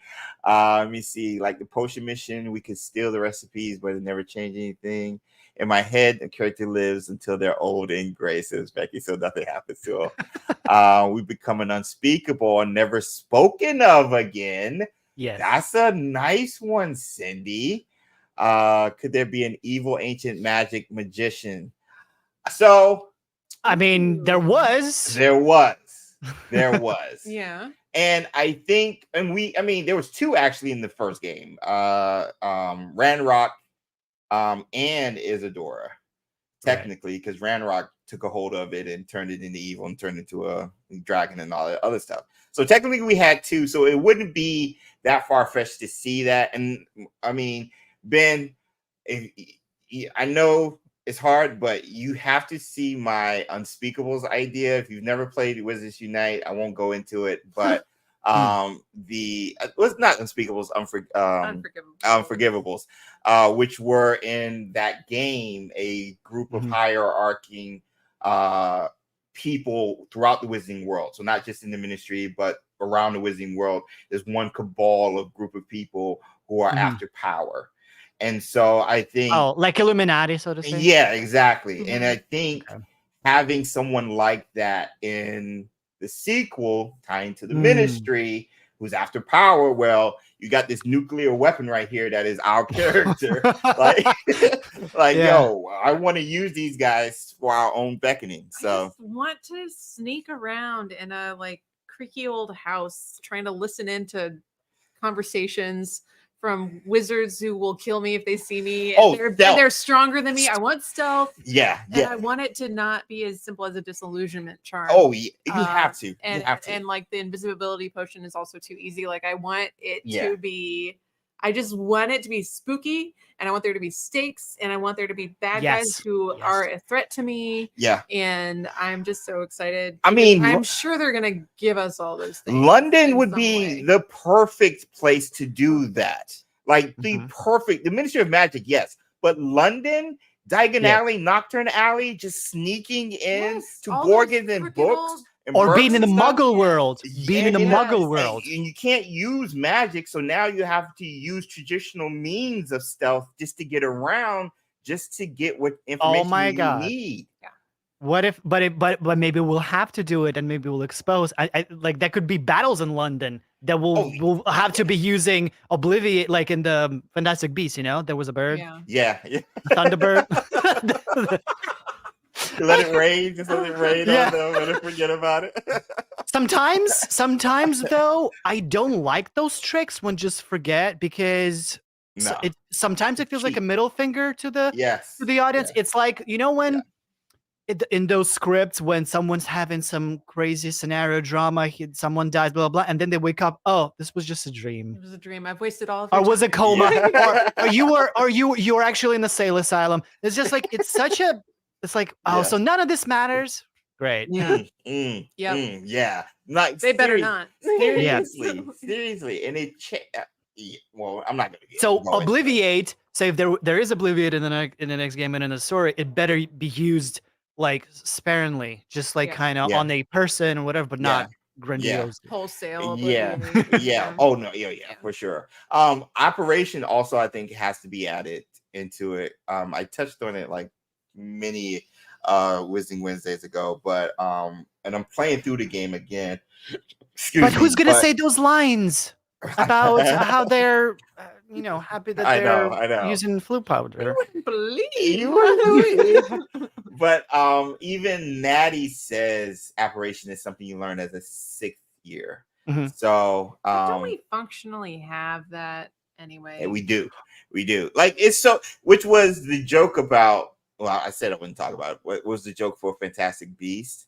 Marcus was talking about why are we flying Grindelwald in a traditional means through carriage where flu powder, apparition, and port keys exist. Yeah.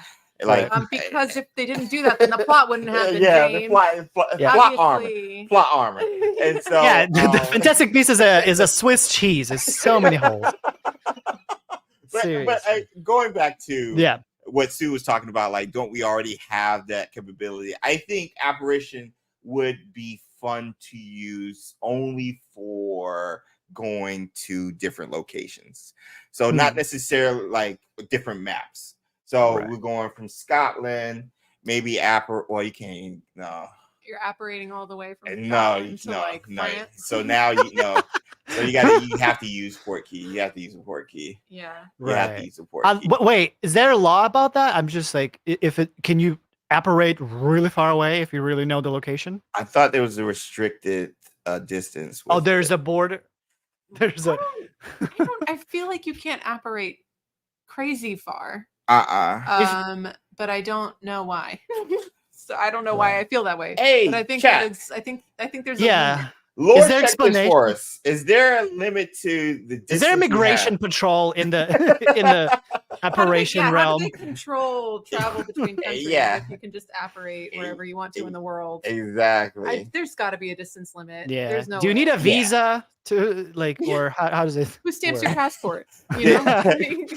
They said you need an apparition license to Paris. Trisha says, I think there is a range limit on it. I'm currently marinating stuff. It had some good. Okay, cool. Because how far away was that cave? like from Hogwarts to the cave with the Inferi and Half-Blood Prince. That was far. True. No, how far? Did they use a port key? Hermione was operating them all over the place. Yeah, but they were always kind of in the. They once went to Australia, didn't they? No, she went home to obliviate her parents, and then they moved to Australia.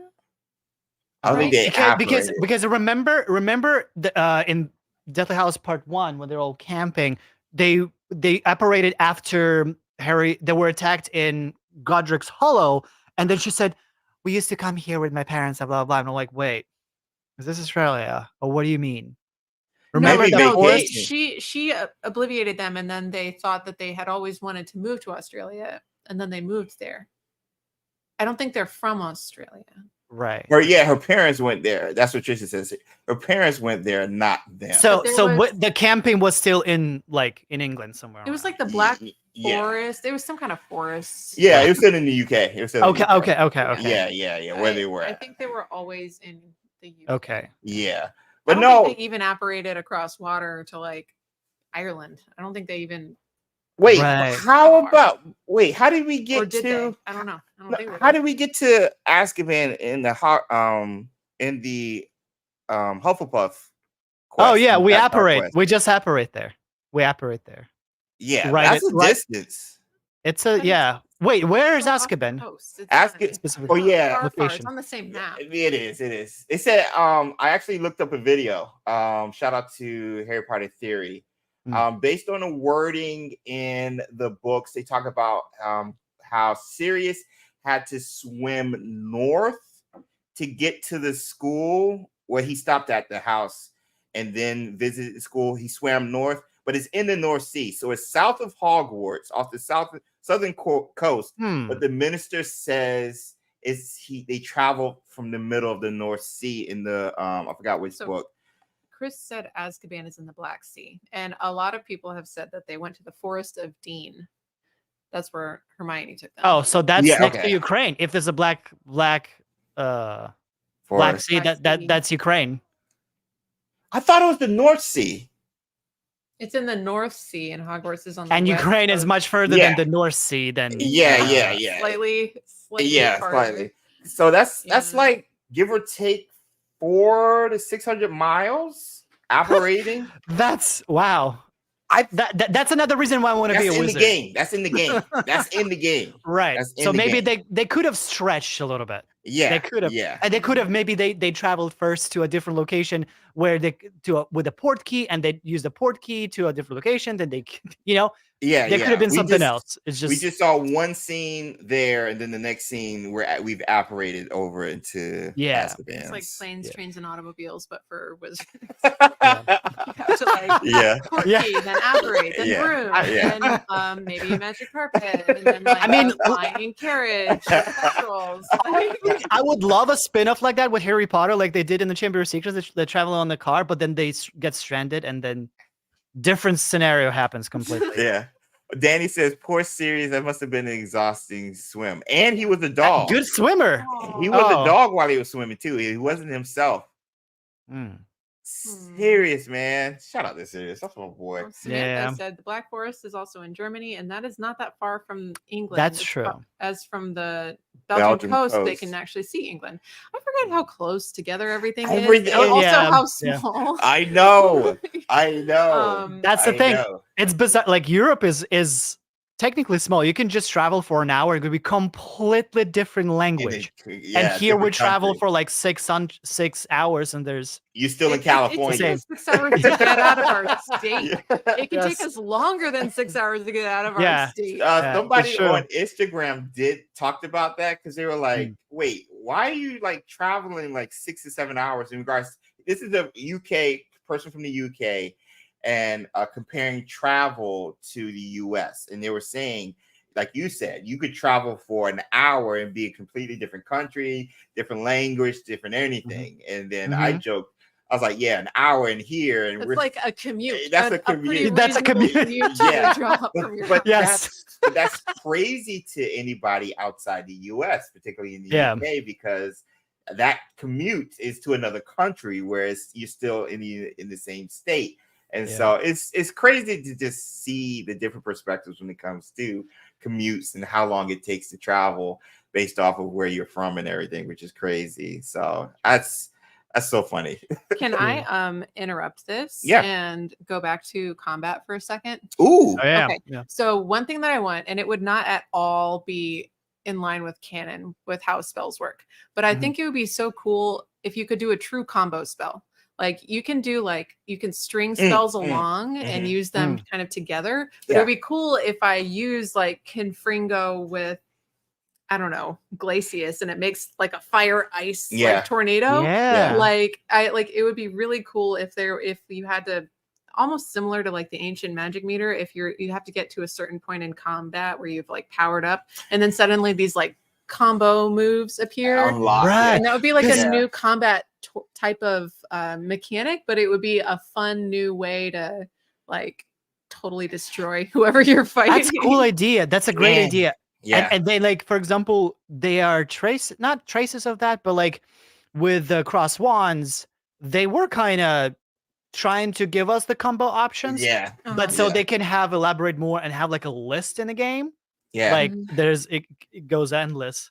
And it's kind of like Tears of the Kingdom or Tears of the Kingdom, where Zelda, where you just really go creatively, and they all have different effects. You apply different objects to different things, and here too, it's spells, and this kind of will be almost crafting your own spells, but not really. It's the that's how you could do that, and you could have your totally unique fighting style without them giving us any new spells. No, seriously, you could do that without having to add anything new outside of what combos are created with said spell. That would be the only thing they would have to add. It wouldn't make our spell inventory or our spell wheels unmanageably big. We wouldn't have to sit there and strategize, although I know a lot of people would really like that, right. But it wouldn't be a lot of extra work. You would just have to know what kind of combos you want, and they call it combos now, but it's really just one spell, it's just linking spells together, and another spell, without dropping them. But if you get to a point where you can just do both spells at the same time, and then they have one unique effect, and it's ultra powered because you have like powered it up,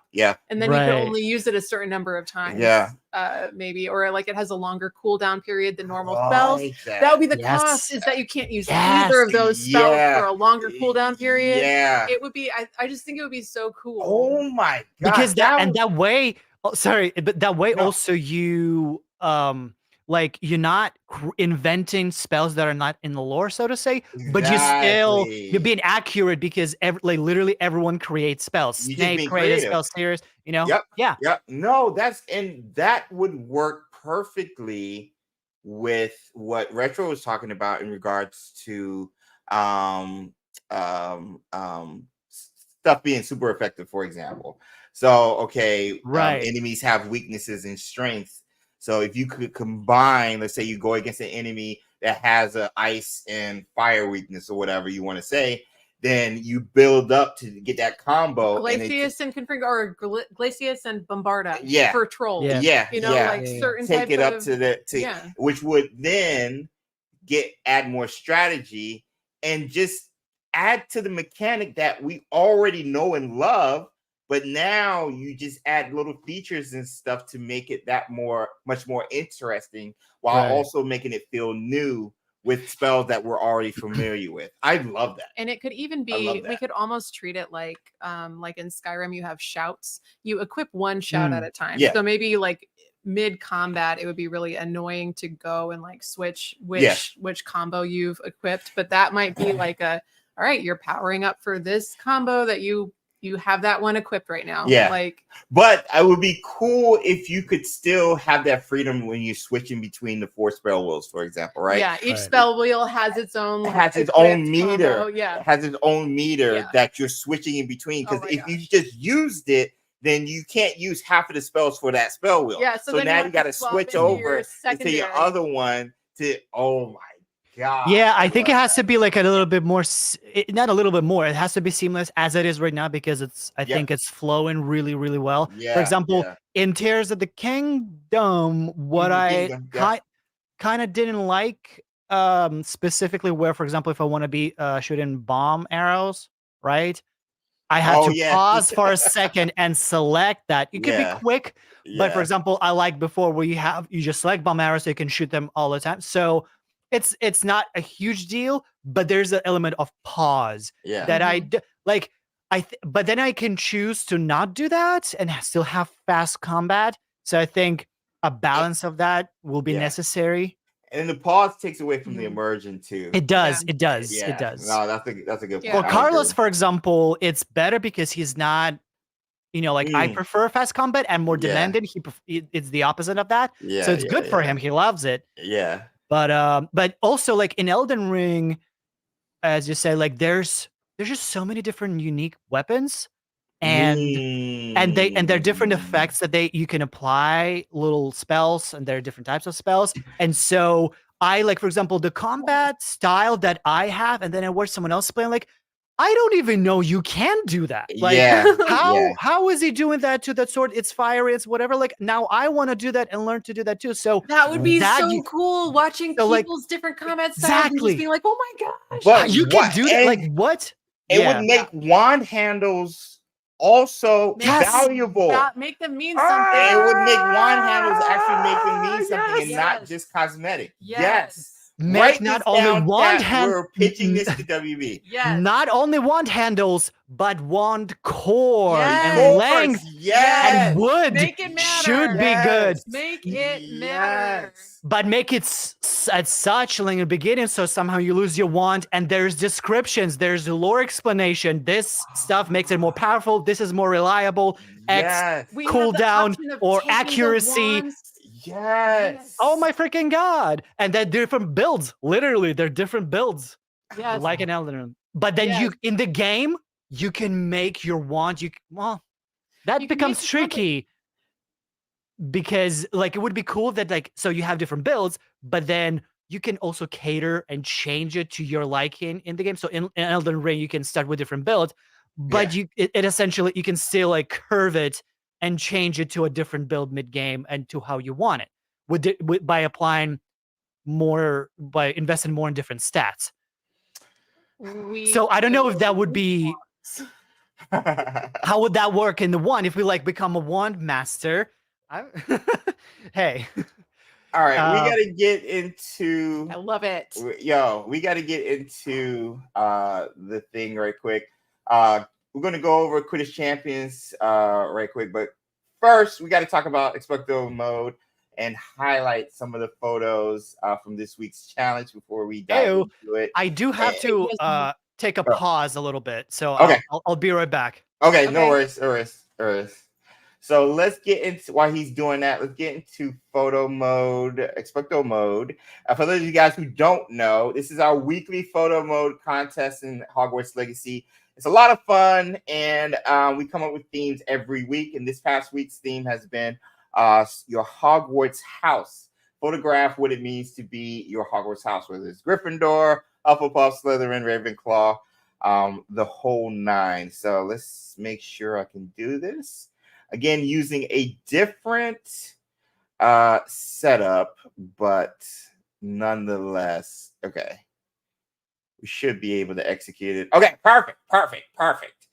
Okay, so let's go. Where are we? I went too far. I went too low. What is that? Oh, here we go. Okay. So we got some photos from our amazing community.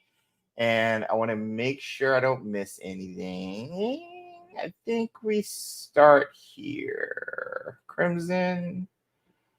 Oh, Slither. Okay. Oh, these are awesome. Yeah, there's some great ones. This is a good one. We got Merlin here coming in. Halloween. How did you get? You must have the save file there. Fellow Hufflepuff. Love the colors. We got Katie. This is a stereotype. I'm not saying this is a stereotypical Slytherin, but One's saying nobody's that. saying that, but they're playing with it. Love the green. Obviously, the green spell means it's a curse, but it definitely highlights the Slytherin robes and everything along those lines. So great job. I love the angle, by the way, and love the tilt. It forces your head to kind of like look at stuff. Next, we got a fun character story from Valkyrie, Conjure Belief, House of the Bright Library. Gryffindor particularly loves finding adventure in both great outdoors and books alike. Ooh! Enthralled by tales of mystery inspired by legends of old, she may take them as very literal challenges to her to overcome her latest read has said. So we got a Gryffindor in the library. I love the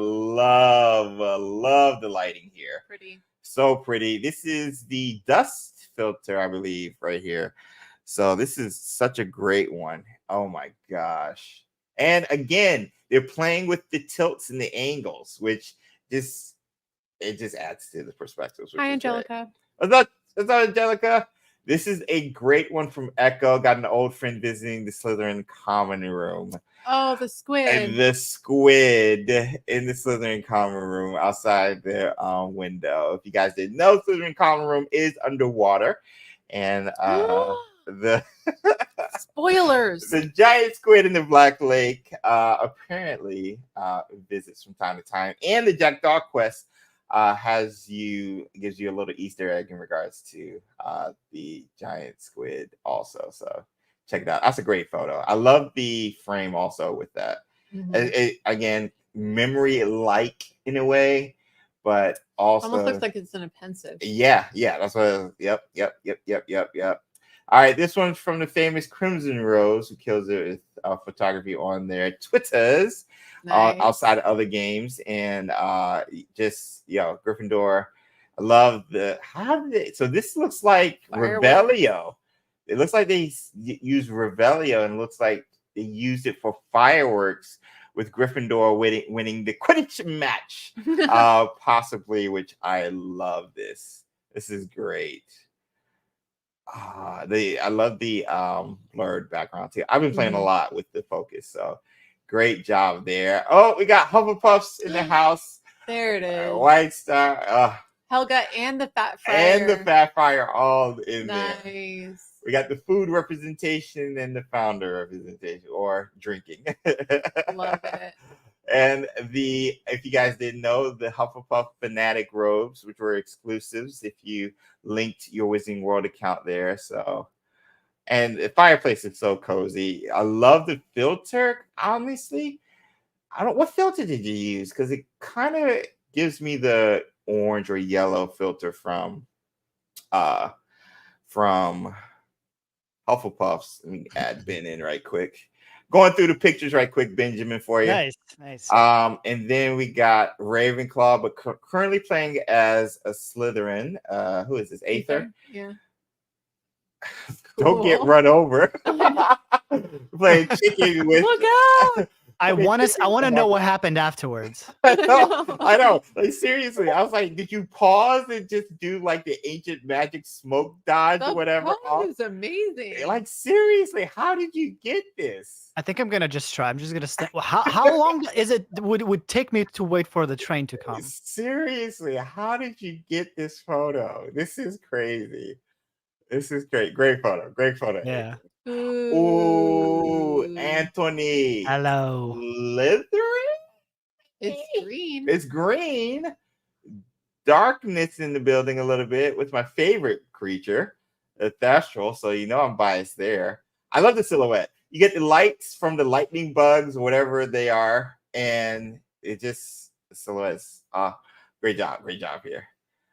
Who's this? Alexis Gryffindor in action, of course. There's a dragon. Hey, yeah. Oh yeah. Oh my gosh. Look at Wow. Oh, it's the Poppy. Protego-wing. Yeah. It's the Poppy quest. Oh my gosh. Yeah. That's a great one. Nice. Be bold. This one, who is this? LC. Oh my gosh. You get the rooks. Oh, this is just cute. This is just a sweet moment, just hanging out with I forgot the name of the Caligo? Highway? Caligo. Caligo. Wait, Caligo's the dark one. Yeah. That's the Oh, Onyx that's the one. dark. Yeah, Onyx one. What's the name of this one? I can't remember. High Wing. Highwing. Yes, I kept wanting to say Buckbeak. Right. I was like, that's 100 years later. Oh, that's the grotto. No, the chamber. Yeah. Shout out to Mike Check Gaming. Yo, the light. How did you get the light? That's Oh, you do the Lumos when you do the Lumos, and then you do poses. The one is still lit. And so when you change your position, the light is still. Oh, that's tough. Awesome. That's tough. I love the photo mode. It's just it changes. It's like you can look at take the look at the detail of everything, and it's like what? Everything, especially in Hogwarts itself, is so detailed. Josh, just being a Gryffindor. Hey, or a Hufflepuff apparently. Or a Hufflepuff, but I've seen 2 Gryffindor pictures in action in battle. I'm just pointing that out right now. That's all I'm saying. You might belong to Gryffindor, where dwell the brave at heart, their daring nerve and chivalry set Gryffindor apart. Bars. Hey, this is cute. How is that even possible? This is cute. How do you sit down? Oh, you can sit down in photo mode. Yeah, you can sit down. That's Gryffindor. You can cheat it and make it look like a Chamber of Secrets. Yeah. You could totally do that. I love the subtle banners in here with the out of focus. But awesome.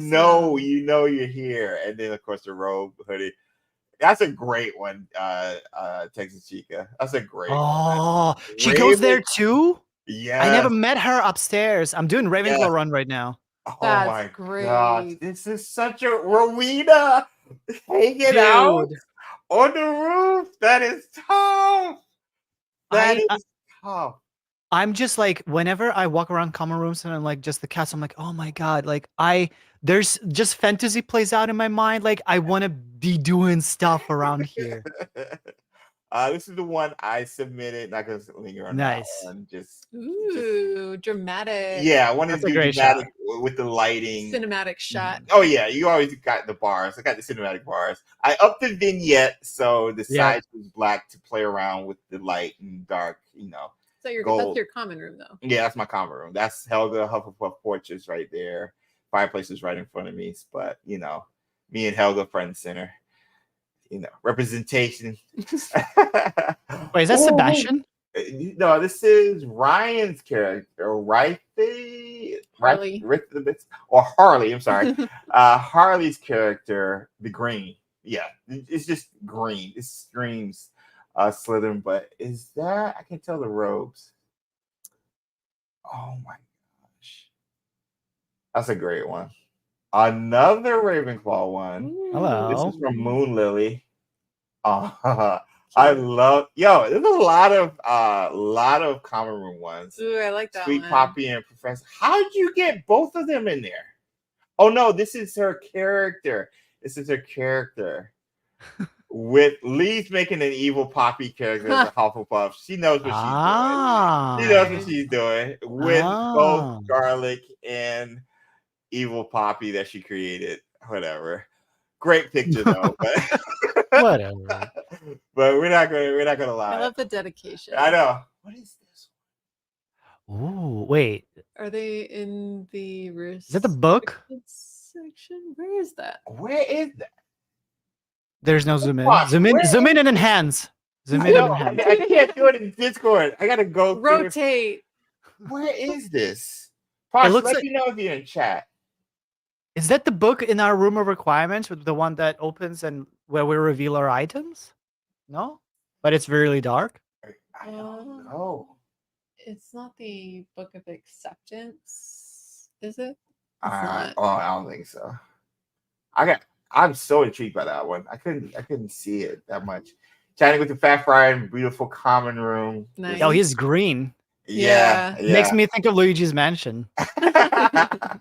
This is from Calypso. Janessa said that's the restricted section. Restricted section. Okay. And Parrish showing some Hufflepuff pride in Magic Awakened with the Chinese chocolate cabbages and the mascot. I should get that. I'm still growing the little I forgot what the roses. Not roses. Ravenclaw needs no companion. JK, give please, bro. Nice. What? Wait, what? Whoa. How? Oh, she cast. It's probably cast the Thunder Brew in there, right? Oh, smart. Yo. Smart. Genius. And the pose. And I the know. pose. But also the timing, because they happen so. It's a lightning speed. Yeah. Wow. Wow. That is tough. That's amazing. Oh My gosh. Sean. Late nights in Gryffindor common Okay, room. this is the vibe, dude. Bro, This is the vibe. Yeah. You can hate Gryffindors as much as you want, but the common room there, the vibe is just at night specifically. The coat, yo. These are tough. Everyone's wearing the Another relic Gryffindor. jackets. A lot of the relic jackets are being shown. Okay. A lot of the relic jackets are being shown. Steph killed it. Oh, Jump Girl with the dragon. I gotta show those. I gotta show those in the other one. We're gonna do Fantastic. Next one up is Fantastic Beast. That's gonna be the next theme. So everybody get ready for that. Be sure to submit them in our Discord. Links will be in the description below, or add us over on Twitter and stuff right quick. But we got to get into Quidditch Champions right quick. Everybody, thank you so much for the submissions again. Great job. If you're taking photos that's not inside the theme and just want to show them off, we do have a Hogwarts Legacy photo channel as well, where you can show those off. So that being said, Quidditch Champions right quick. Came out of nowhere. Yep. Came out of nowhere. I was not even streaming. I saw your reaction. You I was grabbed just your phone making and you're coffee. just like, what is going on? It happened during Summer Games Fest on, was it June 3rd? Yeah. I think it was exactly a month. No, 7th, June 7th. And I think it was one of those games that stole the show. Nobody. It was one of the first ones. Yep, it was early on in the show. Yep. Nobody expected this announcement. Yep. Let alone a trailer. Let alone a release date. Let alone the release date being like 2 months away from today. I know. So quickly, just off your initial thoughts on Quidditch Champions, the Hogwarts Legacy tie-in. If you connect your, I think your WB account, you get Sebastian's skin with the Sebastian broom and wand and ancient magic something. Yeah, in the game. Yes. On top of the release date, but no physical copies or way to pre-order it. Thoughts? So, yeah, it was crazy that it came out. And it's, I would think they would probably, I was seeing 2025 dates next to the coming out, but no. I think because they didn't show much of a gameplay, there is I feel like the very last shot they show when the character flies towards the hoop, that's like the only glimpse of the gameplay, because you kind of see Bludger there then hitting someone looks like a keeper. So I think once they show the gameplay, they probably will do the release. That they'll give the pre-orders and stuff like that. Yeah. But the fact that it's so early, like it's so soon, it's bizarre to me. Just period. I don't know what to think about it. I don't know what There's almost not enough time to. No. And it doesn't feel like there's enough time to I'm still feel like I'm grasping that we're getting this game in 2 months from today. Yeah. I feel like I don't really know anything about the game. Exactly. I know. It's like I'm gonna make probably if there's 2 months, I'll make like a dozen or less than a dozen of videos until it comes out. Yeah. Just looking at the schedule right now. Yeah. It's hot. And I don't know. And that's what makes me a little bit worried. Yes. I don't know. Yes. Because like you're rushing it. Maybe the marketing budget isn't that big for it. So. Which is weird because it's the game everybody has wanted. Like people want like, where's Quidditch? Where's Quidditch in Hogwarts Legacy? That was always the question before the game came out in all of our comment sections. Ben's, Retros, Lynette's, Andy's, where's Quidditch? That was the question. And so now you have a game dedicated to that. I'm like, what budget? Throw the works at it, because this is a game that on paper, a lot of Wizarding fans want it. Wizarding World fans want it on paper. Now, the big question is, if they're not throwing that much money into the marketing, because it's been radio silent, and we know who is it? Unbroken Studios was working on the Suicide Squad. Yep. Throughout, which released 2 months into this year in February.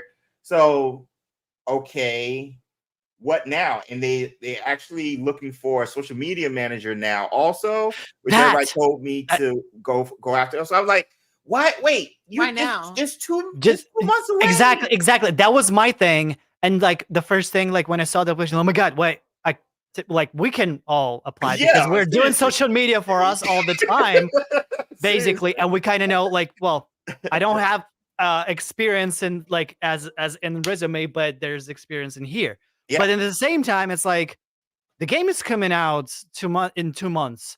You should be having social media manager like a year ago. Is it possible that there's some kind of competing game that had its release date change and then that pushed up the timeline for Quidditch Champions so that they wouldn't be competing for the same market within the same amount of time? So that would have killed it, though. I think that would have killed it. You think they would have killed it instead of just pushing it up? Because they would have pushed it back. Well, you mean like there's another, because like there was a while ago a game called Broomstick League. And it got canceled with no word. I'm pretty sure it was because this game was in development already at that time. So, but I don't know. I don't know. I was going to touch on this because you brought up something I was going to touch on. Haha. This is my fear of this game. Let's not get it twisted. All of us in here and most of chat.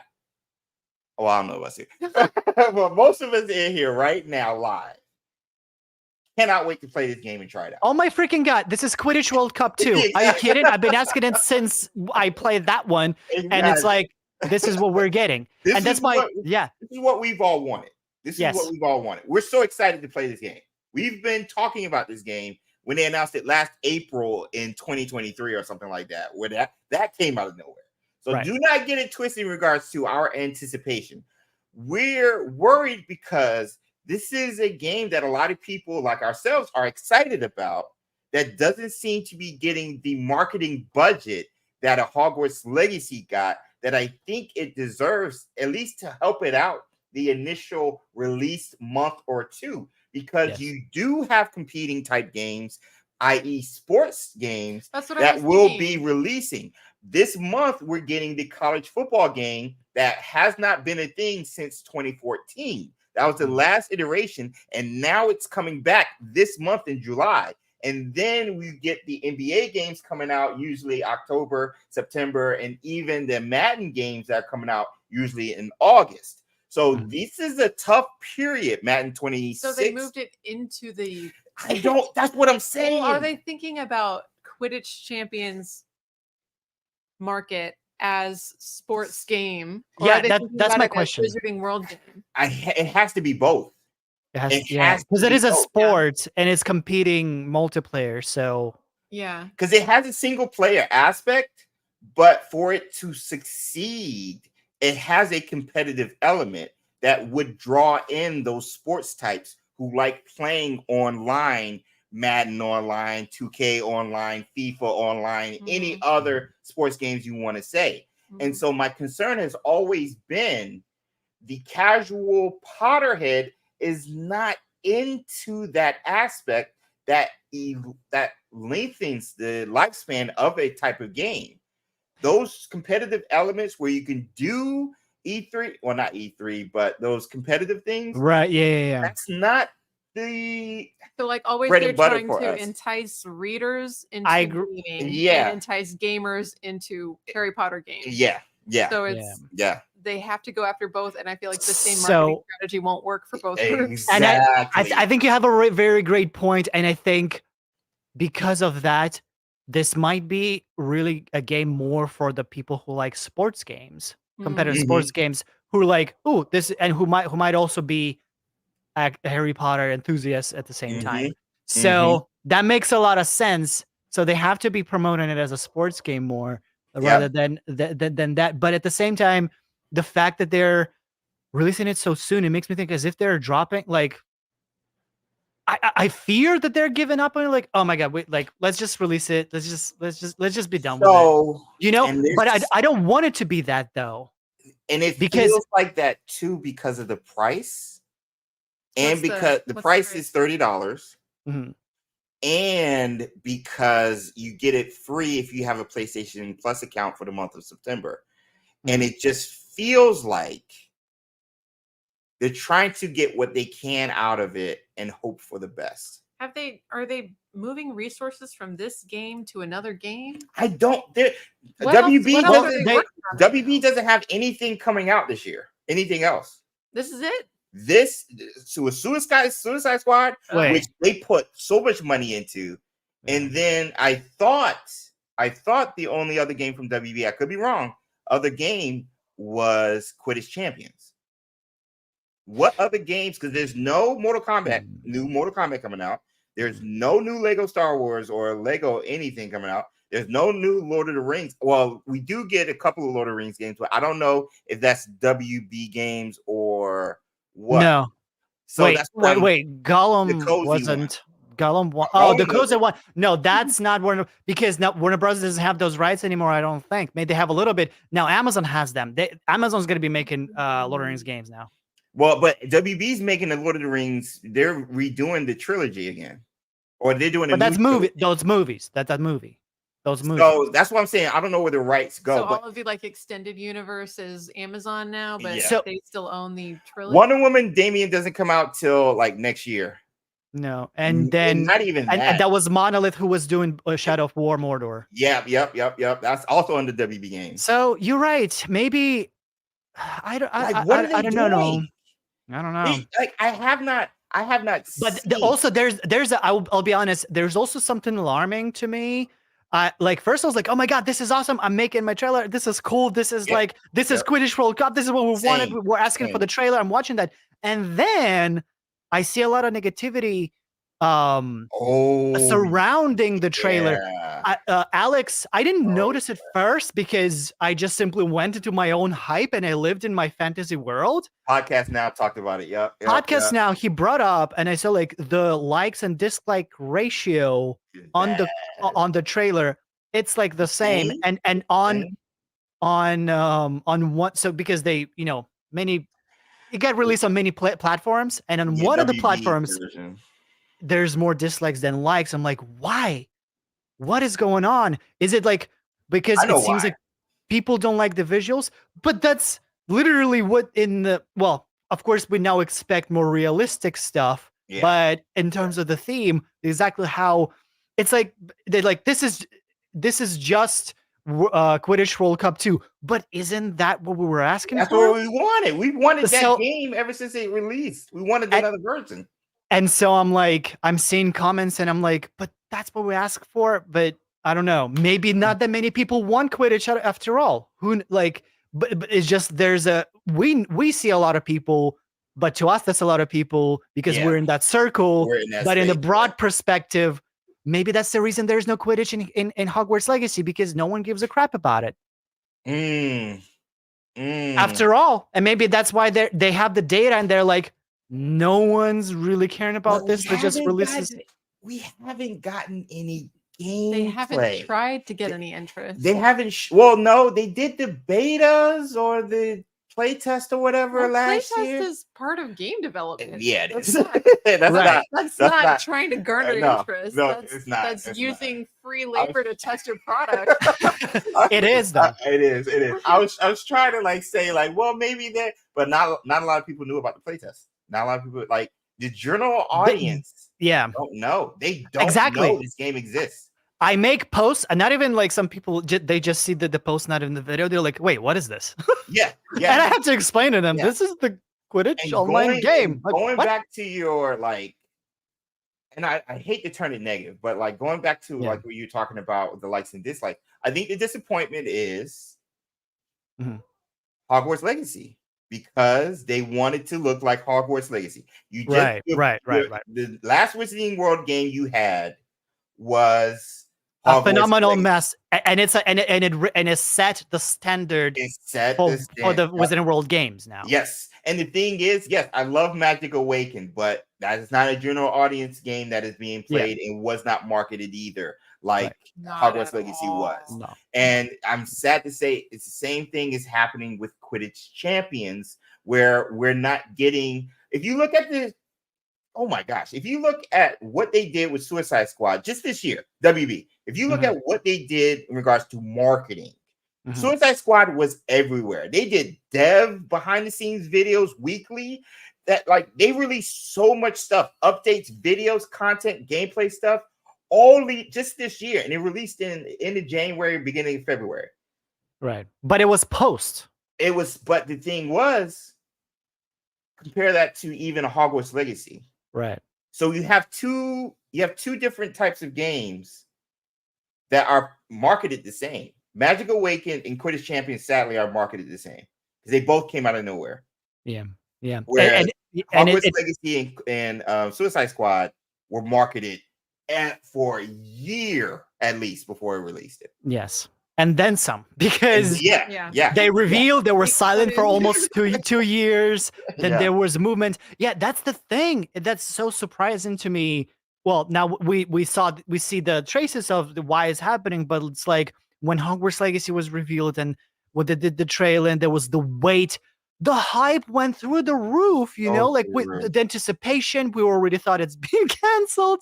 People think going mad. But then when they released the gameplay, when they did the showcase, its own dedicated thing. Oh my God, it was such a big deal.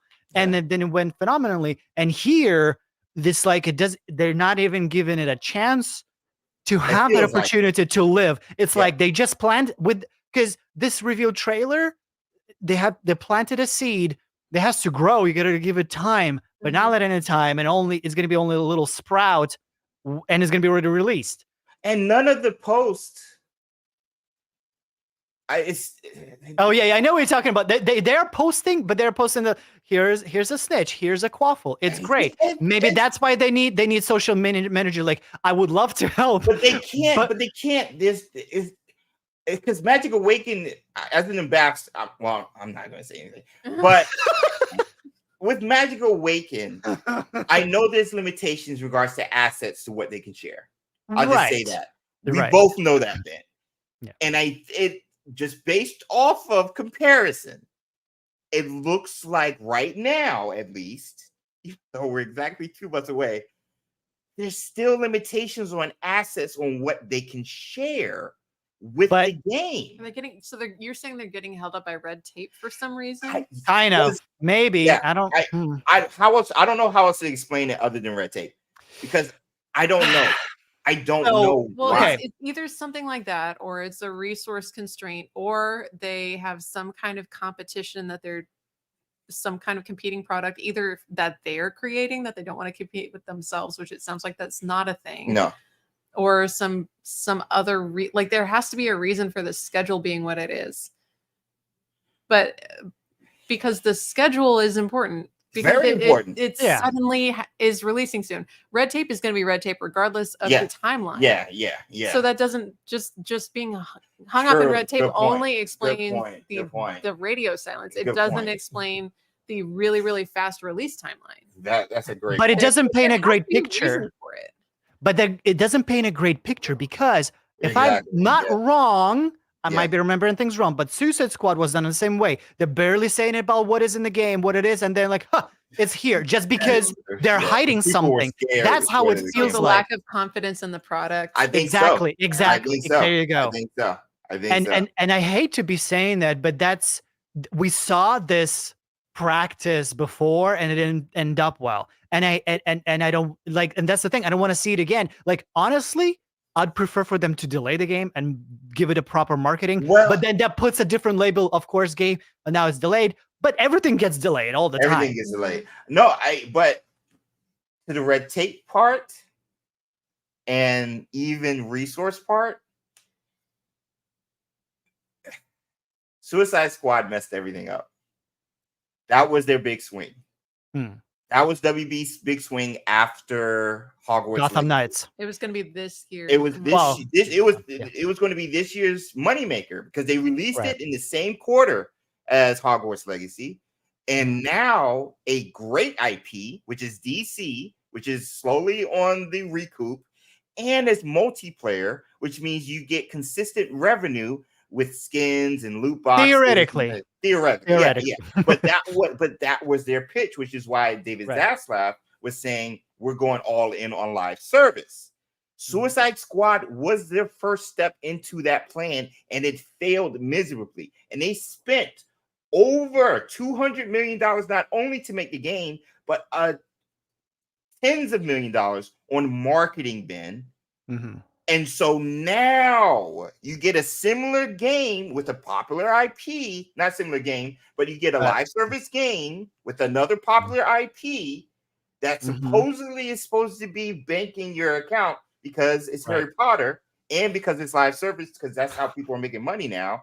And they're scared to promote it because they are unsure of what's going to happen based off of their big swing with Suicide Squad. That's my theory. There's a couple. So wait, hold on. Nerdy Black Gamer said, kind of similar to what you said. I feel like they're trying not to overdo the marketing since their last live service game ended up flopping.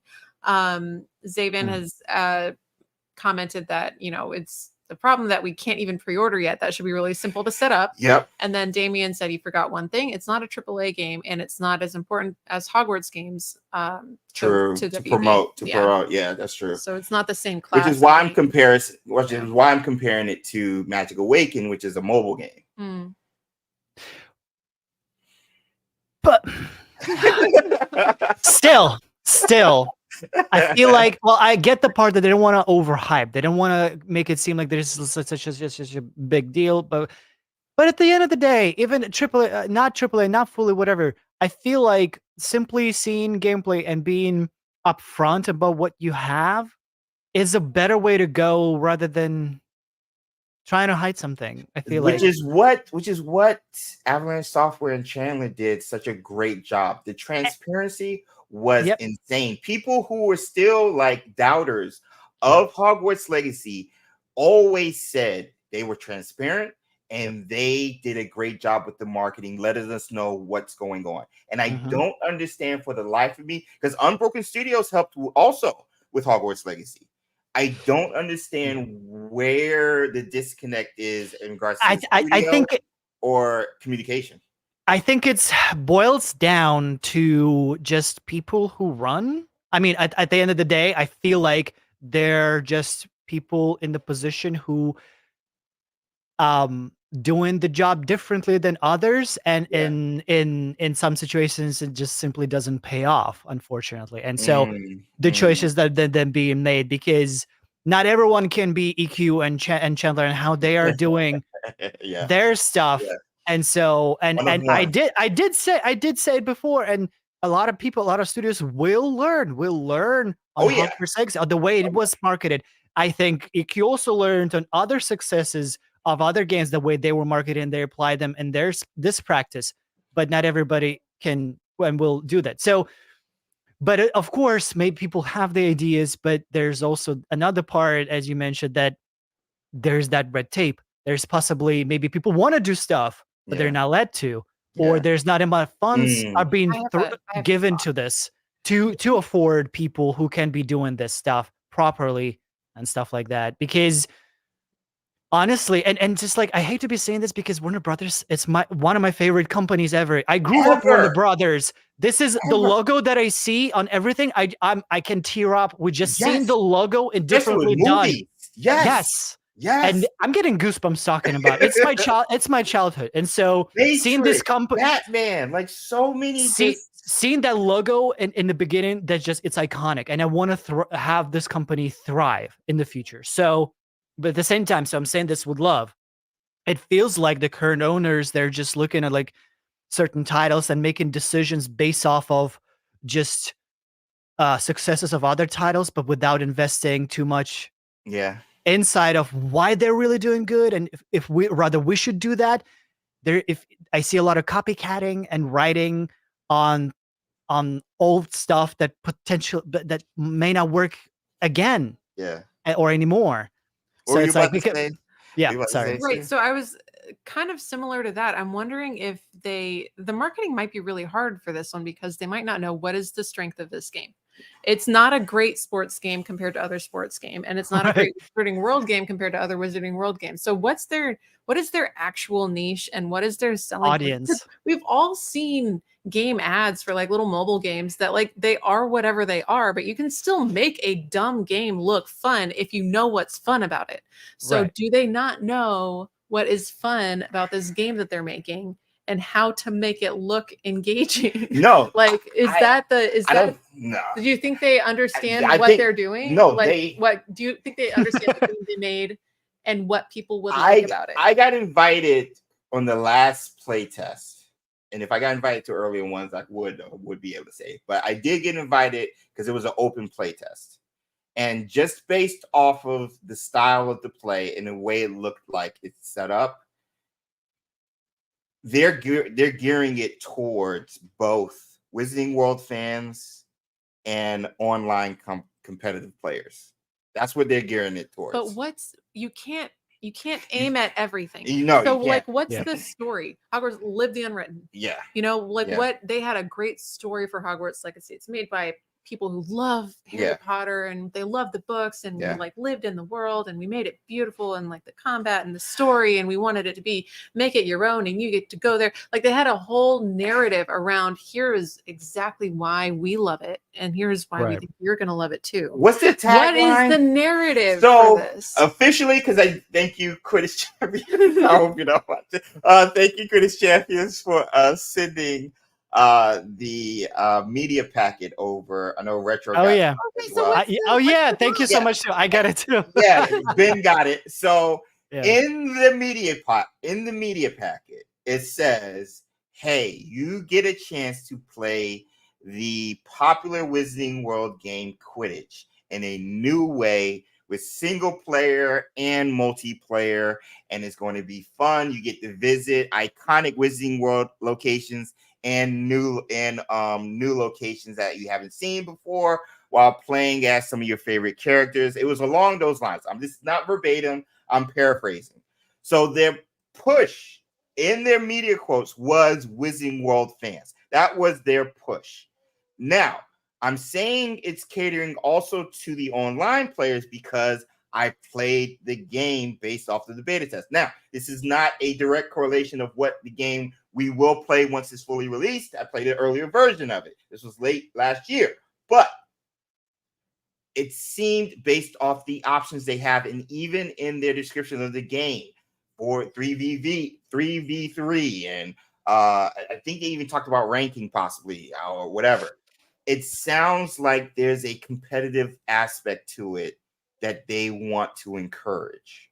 Mm-hmm. And so I just think they're trying to throw at whatever they can and hope something attaches to it. That's literally what it feels like. Having played it and looked at is it like a grinding type game? Like you can level up and there's stuff you can level up. You can level up your room and aesthetics and stuff like that, and unlock certain things to add more customization options and everything like that, and skins and all of that stuff. That all read like a online multiplayer competitive type thing, which was my issue in the first place, because I was going to comment on Joe's and Christie's podcast talking about the MMO. The problem with all of this, and Lynette made a great point about this, you have to pull people from those other similar type games that they've invested not only time, years in, but money. I've put in Pokemon Go, let's say maybe $300-400 over the past 8 years the game has been in, right? Let's say that's for example. Let's just throw that in there. Another mobile game is not going to pull me away from Pokemon Go. Right. Maybe it's going to come alongside it and I'll be able to put a little bit of time, but you're not pulling me away from Pokemon Go. You're not. I put in too much time and now I'm playing with my kids. The same is going to be the case with Quidditch Champions. Mhm. How are you going to pull Madden players? How are you going to pull Hogwarts Legacy players on this side, Magic Awakened players, or any other Wizarding World game, and then sports games over here? How are you going to pull them from what they've already invested, which is time and money? How are you going to do this with this type of game? Nerdy Black Gamers said they should double down on playing with friends since Hogwarts Legacy couldn't. That might pull in some of those Hogwarts Legacy players who wanted that. Facts. Gabe said Quidditch Champions marketing feels like the Star Wars Hunters marketing. Yes. I'm not knowledgeable about that. I'm not either. That game came out of nowhere. But maybe, who knows? Maybe That's a good one. what they are trying to do is like release it silently, almost not silently, but just release it and then let the game promote itself. So it'll like basically maybe they're relying that the gameplay is going to be a lot of fun. People are going to start loving, and then through the word of mouth, it will, become popular. And then so they're not overhyping, but then they're just releasing it. It's there. There's an option of a Are game you they can play. But patient that's- enough to give it runtime to get momentum like that? They spent a lot of money on the playtest all year last year, which apparently was a thing. This playtest started sometime in May, maybe whatever, around the same time Magic Awakening dropped, and it was throughout the entire year. Yeah. And so then they had to pause because the studio was helping with the release for Suicide Squad. And now they're going full tilt into Quidditch Champions after Suicide Squad's release. So I think resources-wise is only one studio outside of possibly a couple of other ones who are helping. But I don't think you're putting as many resources, thus it not being a AAA. The more A's you have, the more amount of money you spent on the game. I think it's just... Wait, how much was Suicide Squad? Some people say it's north of 200 million.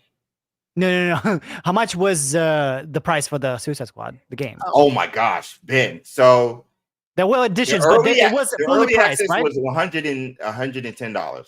Wait, Early what? access with the deluxe edition, ultimate or whatever you want to call it, was $110. The base game obviously is $69.99. Right. Okay. But you had a 99, 100. You had Plus a microtransactions, right? Yes, plus Like on heavily. top of microtransactions also. But you were able to get the season passes for free, and some of the microtransactions weren't really a thing, which is how they explained the game being so expensive. So my thing is, this game is cheaper, and they said there's no microtransactions at all. Yet. I think what might happen here, because some games do that, they don't release they don't allow, but then like 2 weeks after they add them. So like maybe there's a review copies or something like that. People don't say there's no microtransactions. When that is done, then they add it. Then they drop That's it. how they do it. You get a lot of golden resources right at the beginning, Which- and then you get used Now to you're it, committed. and now you're committed, and then suddenly everything is more expensive and the rewards go down. That's what they did with Magic Awakening. Yeah. That's what I feel like. That's just what they always do. But that makes sense on a mobile game. Yeah. Right. It doesn't make When sense it is free. when yeah. That's a thing. Yeah. Like, but as long as it keeps, well, again, microtransactions is a whole different topic. It's just, and I think if anyone wants to watch, I think Gabe Ranks, the Falcon there, explained phenomenally. Made a video recently. It's called, I think, "Why Microtransactions Suck." Just watch it. I think he explains it really well. There's Go this subscribe to balance. them. They're family friendly too. They're really good. Game Ranks is amazing. I want to be part of them. Anyways, Gosh.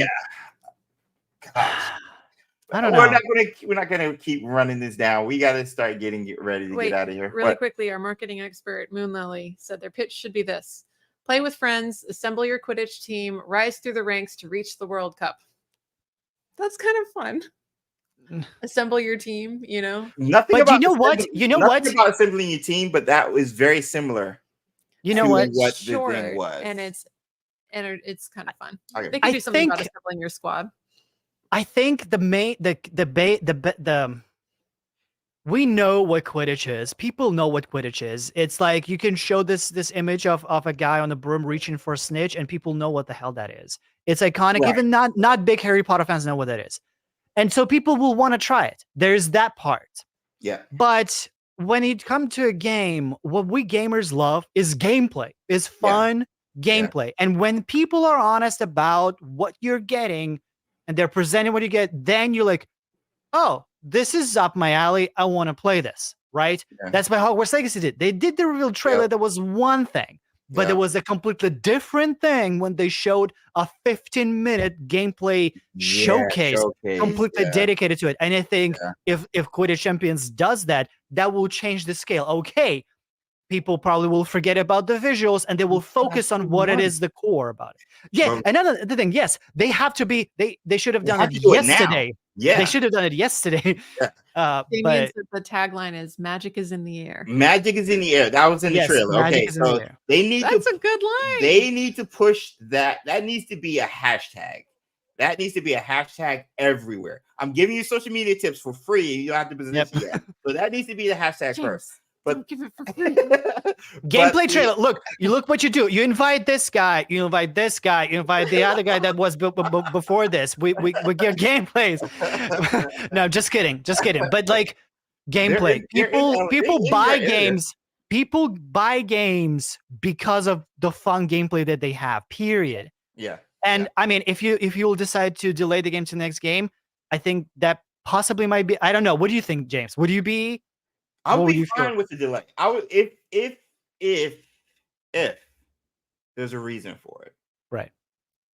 The blueprint and the skeleton of what the game is, I don't think is going to change.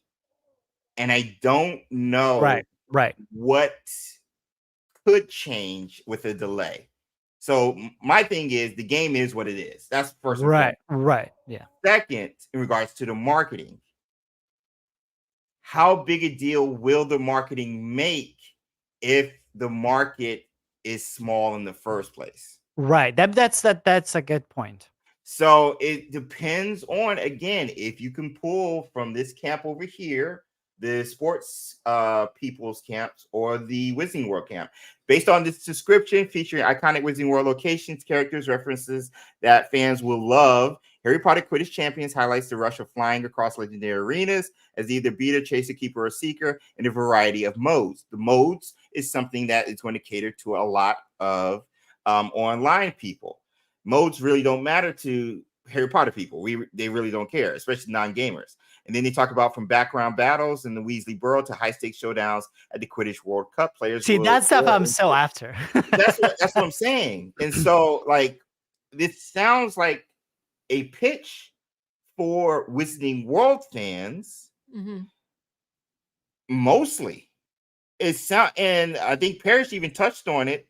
Where is the Wizarding World promotion of it outside of the initial Summer Games Fest thing that we got? Right.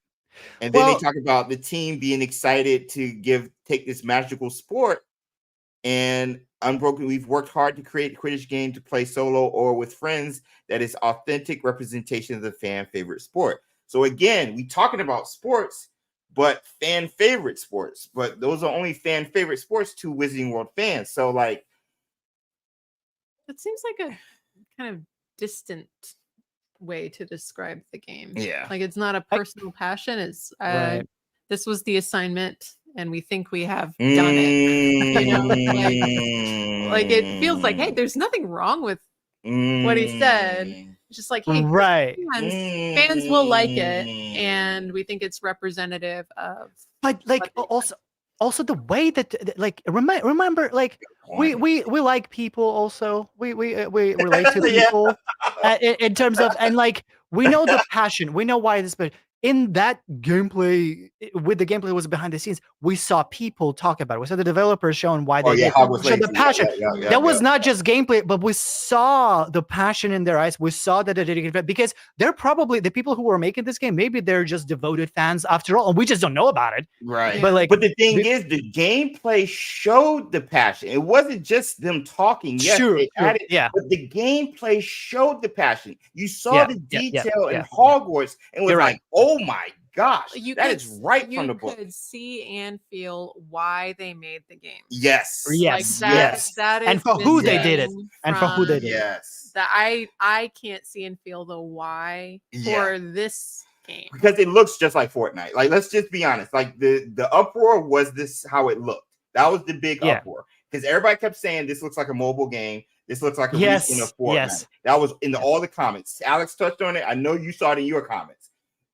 That's what everybody who is a non-Harry Potter fan. Yep, they're gamers. They're first gamers. Yep, we're saying about Quidditch Champions, which is why the like and dislike ratio was what it was. And that's why where, again, I truly believe the gameplay is key. Yeah, is the visuals is not what promotes the game. The gameplay is key, and it has to be upfront. But at the end of the day, maybe they, instead of having a few years of marketing, route, they chose very short one, because we all have short memory, and so maybe they rely on this. Maybe they will go berserk.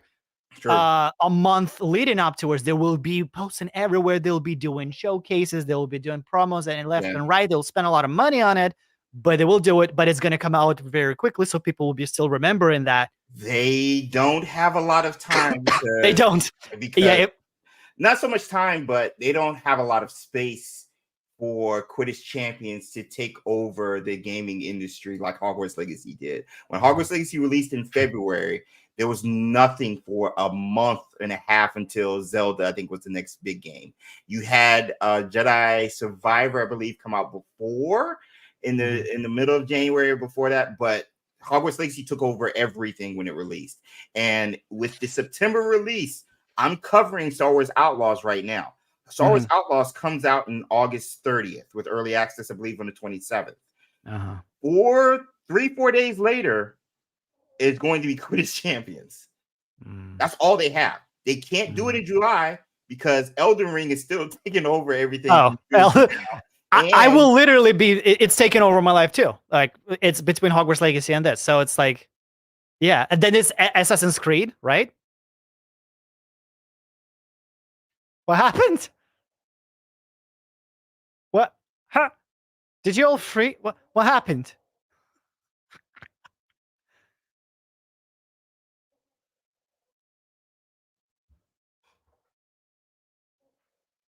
Hang on. What?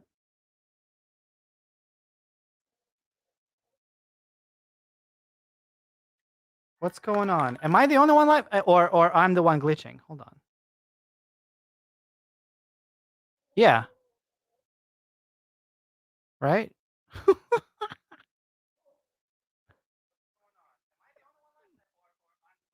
Yeah, I think no, yeah, okay, so I'm the only one. Sorry guys, there's some technical issues here going on. I think James is gonna come back, but that's okay. I got you guys here in the chat.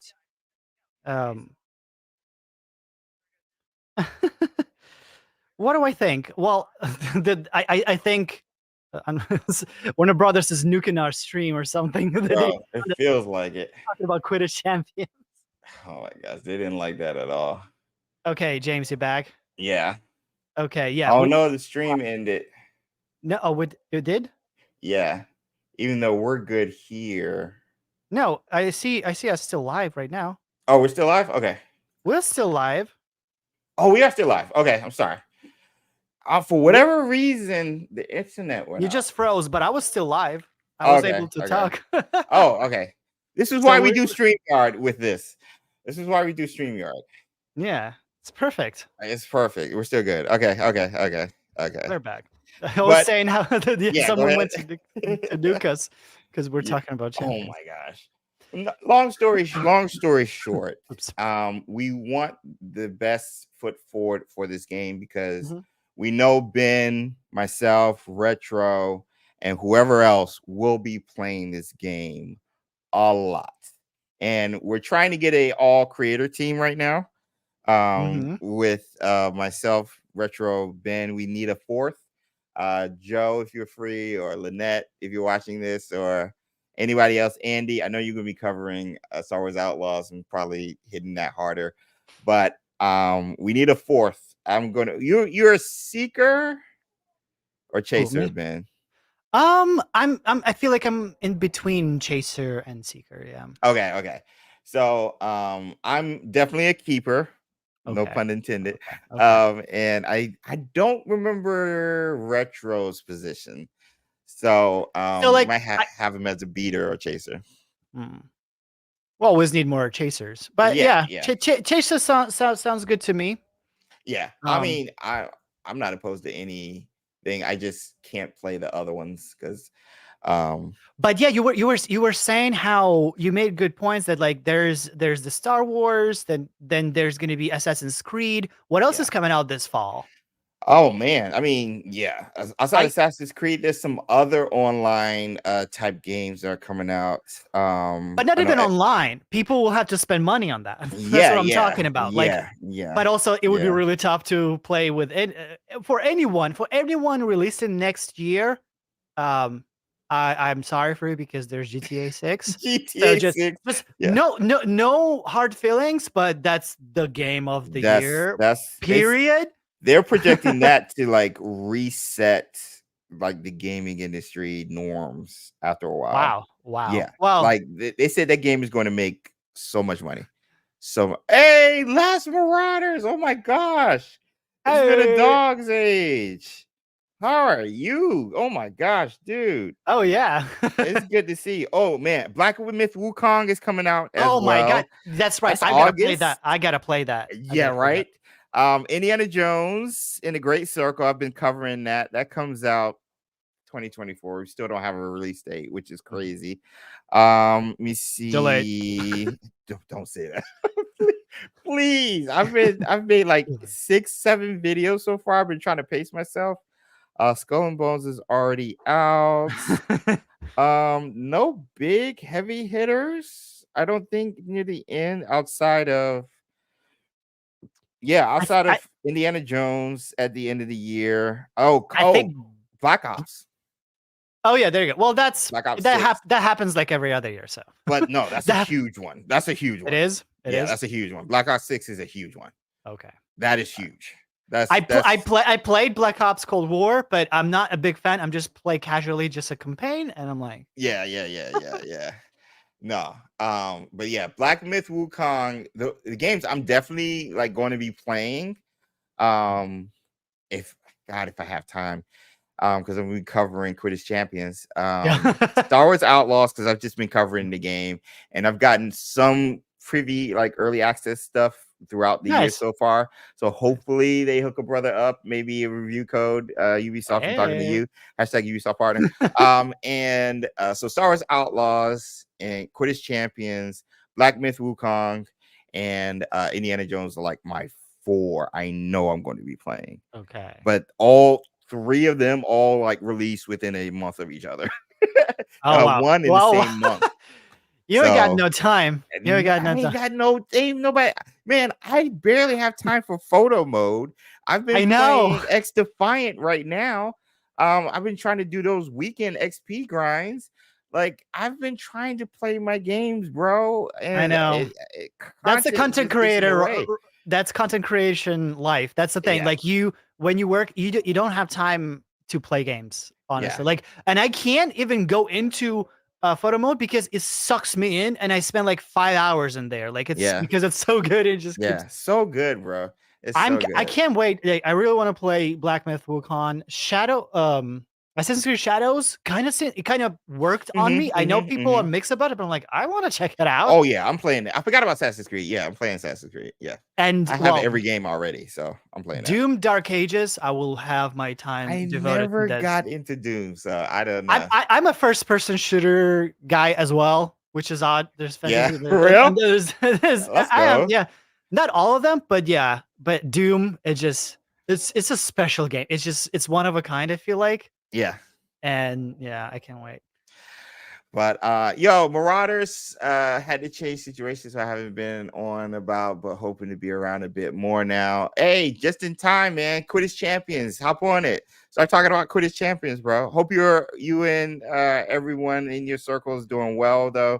It's good to hear from you guys. If you guys don't know, Last Marauders, one of the best in the biz in regards to the Hogwarts Legacy deep dives and breakdowns we used to do with the game before its release, and even did a couple of playthroughs after its release over the channel. So if you're into that and possibly more Wizarding World content from a different perspective, go show some love to Last Marauders.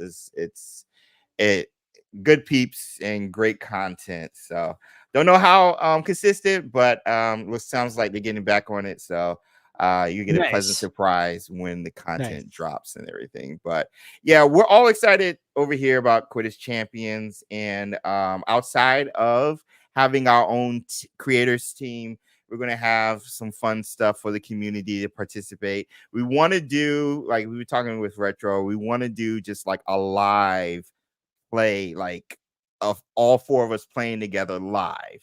And just trying to have some fun alongside of playing with you guys or against you guys as well. And so I think it's going to be a great time to bring the community together, just like it was for Magic Awaken and stuff like that. And just like they still do with Magic Awaken, just in a different avenue. I honestly, I prefer to do it. I want to do it this way, mostly because I'm not great at competitive gaming. So I need support, emotional, psychological. Yeah.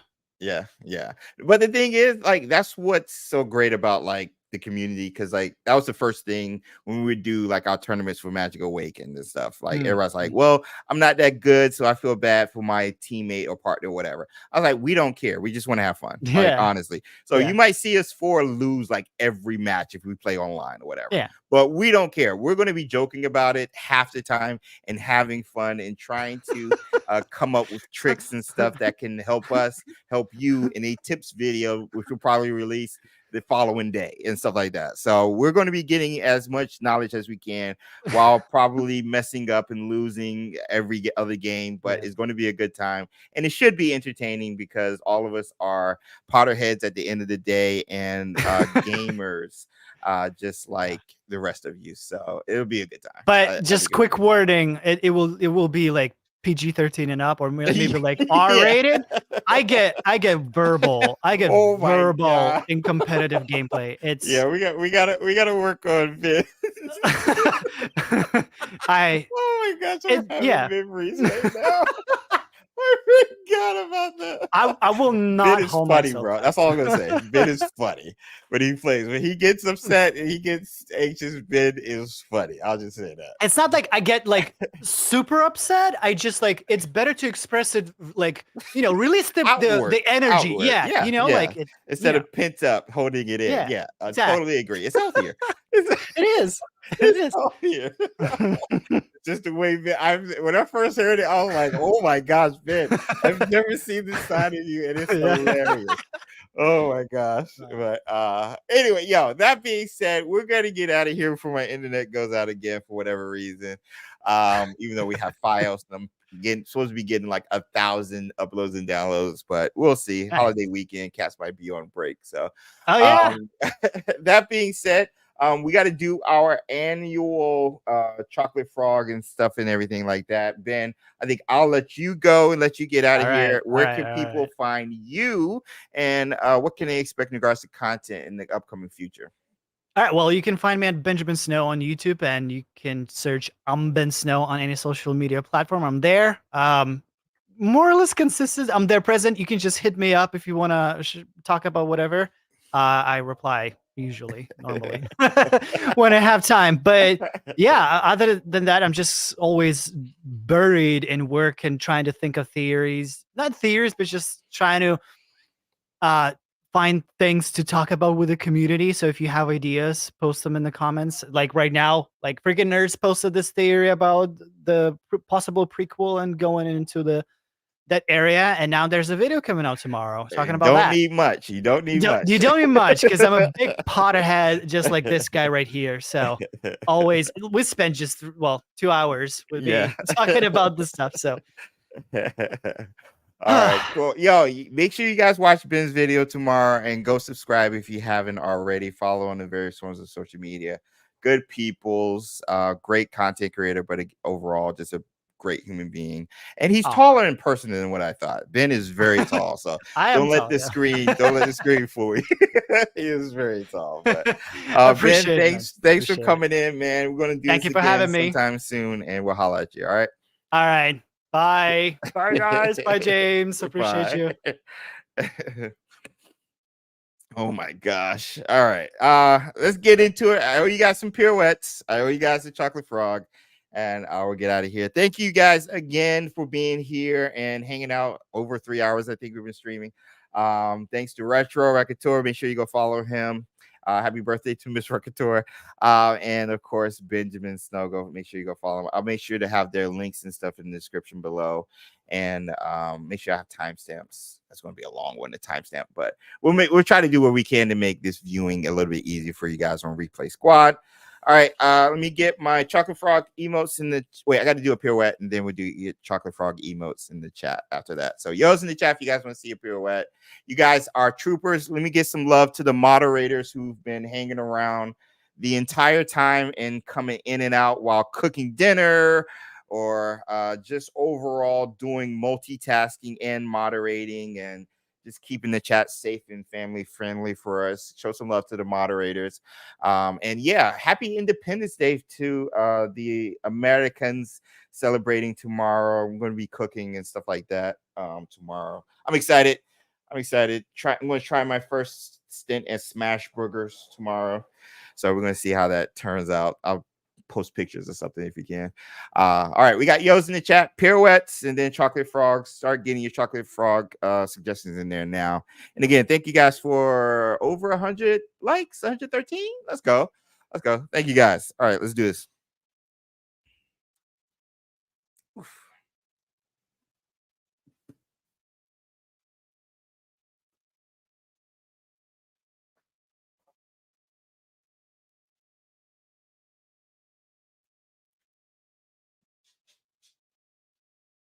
All right, here we go. Let's see if I can do two. Hopefully I don't run into the TV. Oh, almost. Got it. 2 pirouettes. Slow down in the second one. Thank you.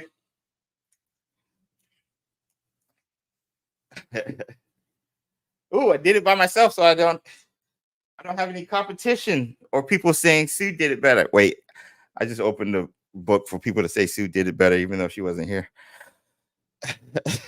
I know we're going to get those comments. Thank you guys. Thank you. Again, Chocolate Frogs in the chat. Also, if you're celebrating 4th of July, what are you guys cooking? Who's barbecuing? Who's going to the beach? Sue, whatever. And don't forget, our chocolate frogs were melted and have been in the freezer, so this is going to be weird. Beautymus. Did it? I knew it. I opened myself up for it. Who took the bait? Harley. Stunning and brother. Thank you, Aether. 1 3/4. That's about. That's it. There you go, Dustin. Thank you. Grilled steak and veggies, says Lifestar. That sounds good. Soon the invisibility cloak who make it 10 times. Get out of here. Look at the poor chocolate frog. This is what's left of the chocolate frog. Oh my gosh. All right, so we got two. Dumbledore and Merlin. Barbecue for sure, says Rita. Hengist and Helena. From Harley. Helga says Moon Lily. Burgers and hamburgers. I'm sorry, hot dogs and hamburgers, says Gabe. Helga, please. Merlin says Lightstar. RIP to the chocolate frog. Double Merlin says Britta Critter. There's so much chocolate everywhere. Second chocolate frog. Where's the rest of it? The chocolate frog's not that big. Merlin says Hillary. One of those ones I bet. Helga and Ginger Stud, says Danny. Barbecue and burger, says MD Night Hunter. All right. So this one, I'll just do this one. What do we got? What is this?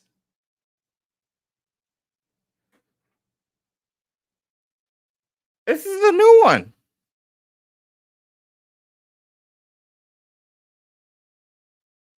Bowman Knight. I can't read the description because it's chocolate. Frog's looking fit as a mess. A little bit, Hillary. Wait, I gotta take it out the wrapper.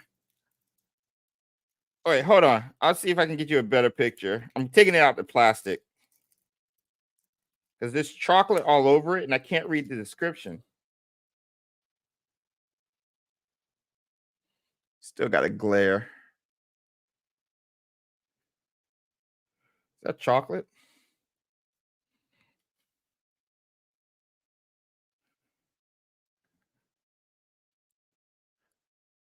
Who is that? Does everybody know who this is? Bowman Wright was born to a Muggle father and a witch mother. He combined his love of magic, science, and sports by created the Golden Snitch. Oh, that's perfect. He created the Golden Snitch. I don't think we've had this card before. Nice hair, says Rita. He reminds me of who's the bad guy in Shrek, the prince or whatever.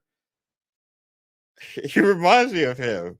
Fogwad, yes, I can't see. Yes, Moon Lily, yeah.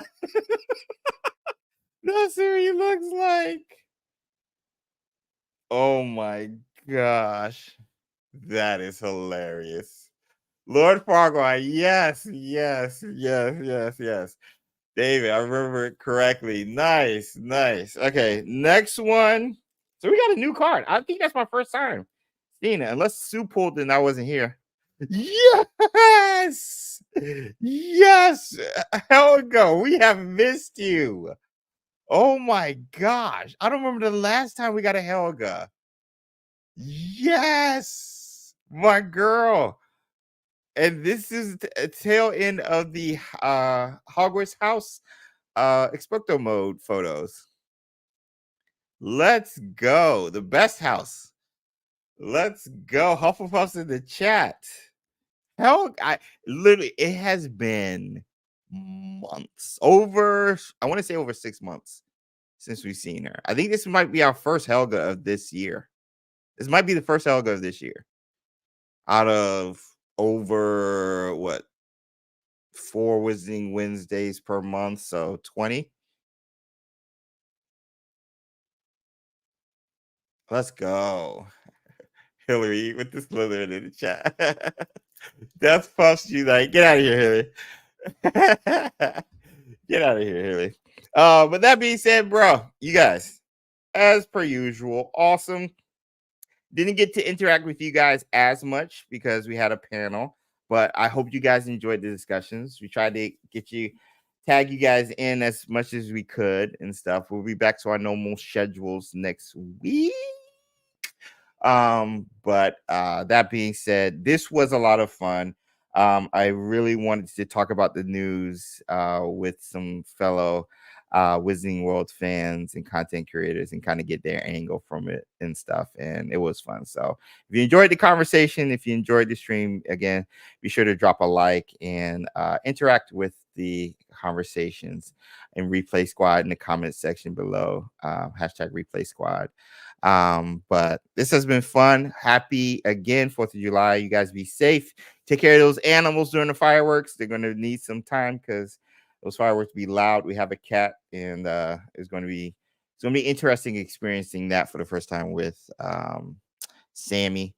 So yeah, love to all the pets owners out there during the fireworks. I know it can get kind of stressful, but that being said, still enjoy it. I hope you guys get all the food. Hope you guys get all the family time and love, and more importantly, get the rest. Hope you guys get the rest. So wait, see. Oh yeah, yes. Before I leave, I need to promote. Also, if you guys don't know, my wife, Sue, who is let me bring up Instagram. My wife Sue is writing a book that is coming out on on the 12th. Where is her thing? There we go. Let me see if I can show it right quick. Share screen. Let me see if it's working. Yes. Okay. So yeah, Samantha Vitale, she has a YA author, Lady Alchemist, The Great Alchemist, and The Lost Alchemist, which is the current book that is coming out. Here's a look at the book right here. Again, dropping on the 12th. She's been hitting promotions pretty hard, and she's very excited. This is her talking about her arch books that she's going to be giving out to people who's been helping out. Fun little cameo. I did the camera work, by the way, but it was fun helping her out with that.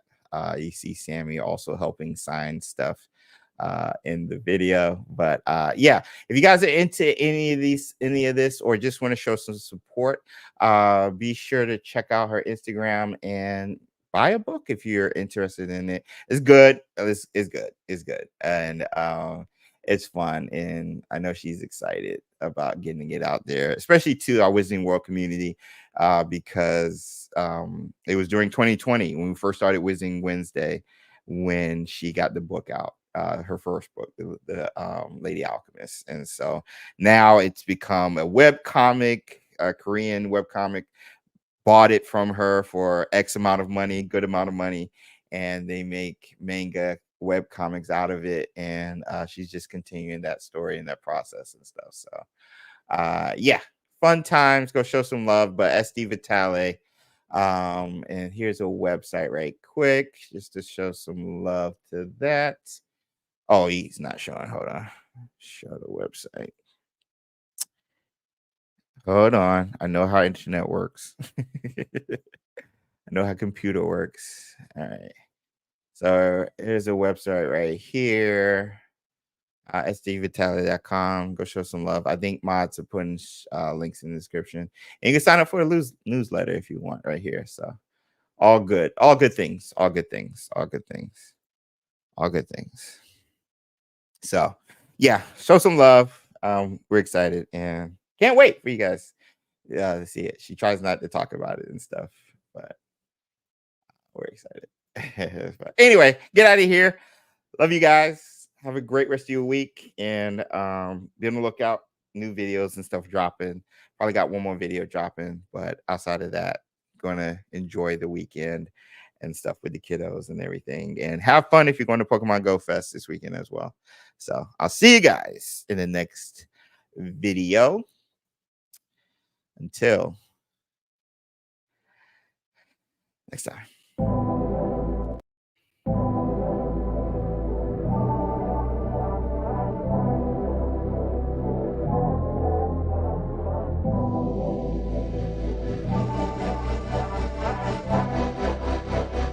Brian Little. Japan.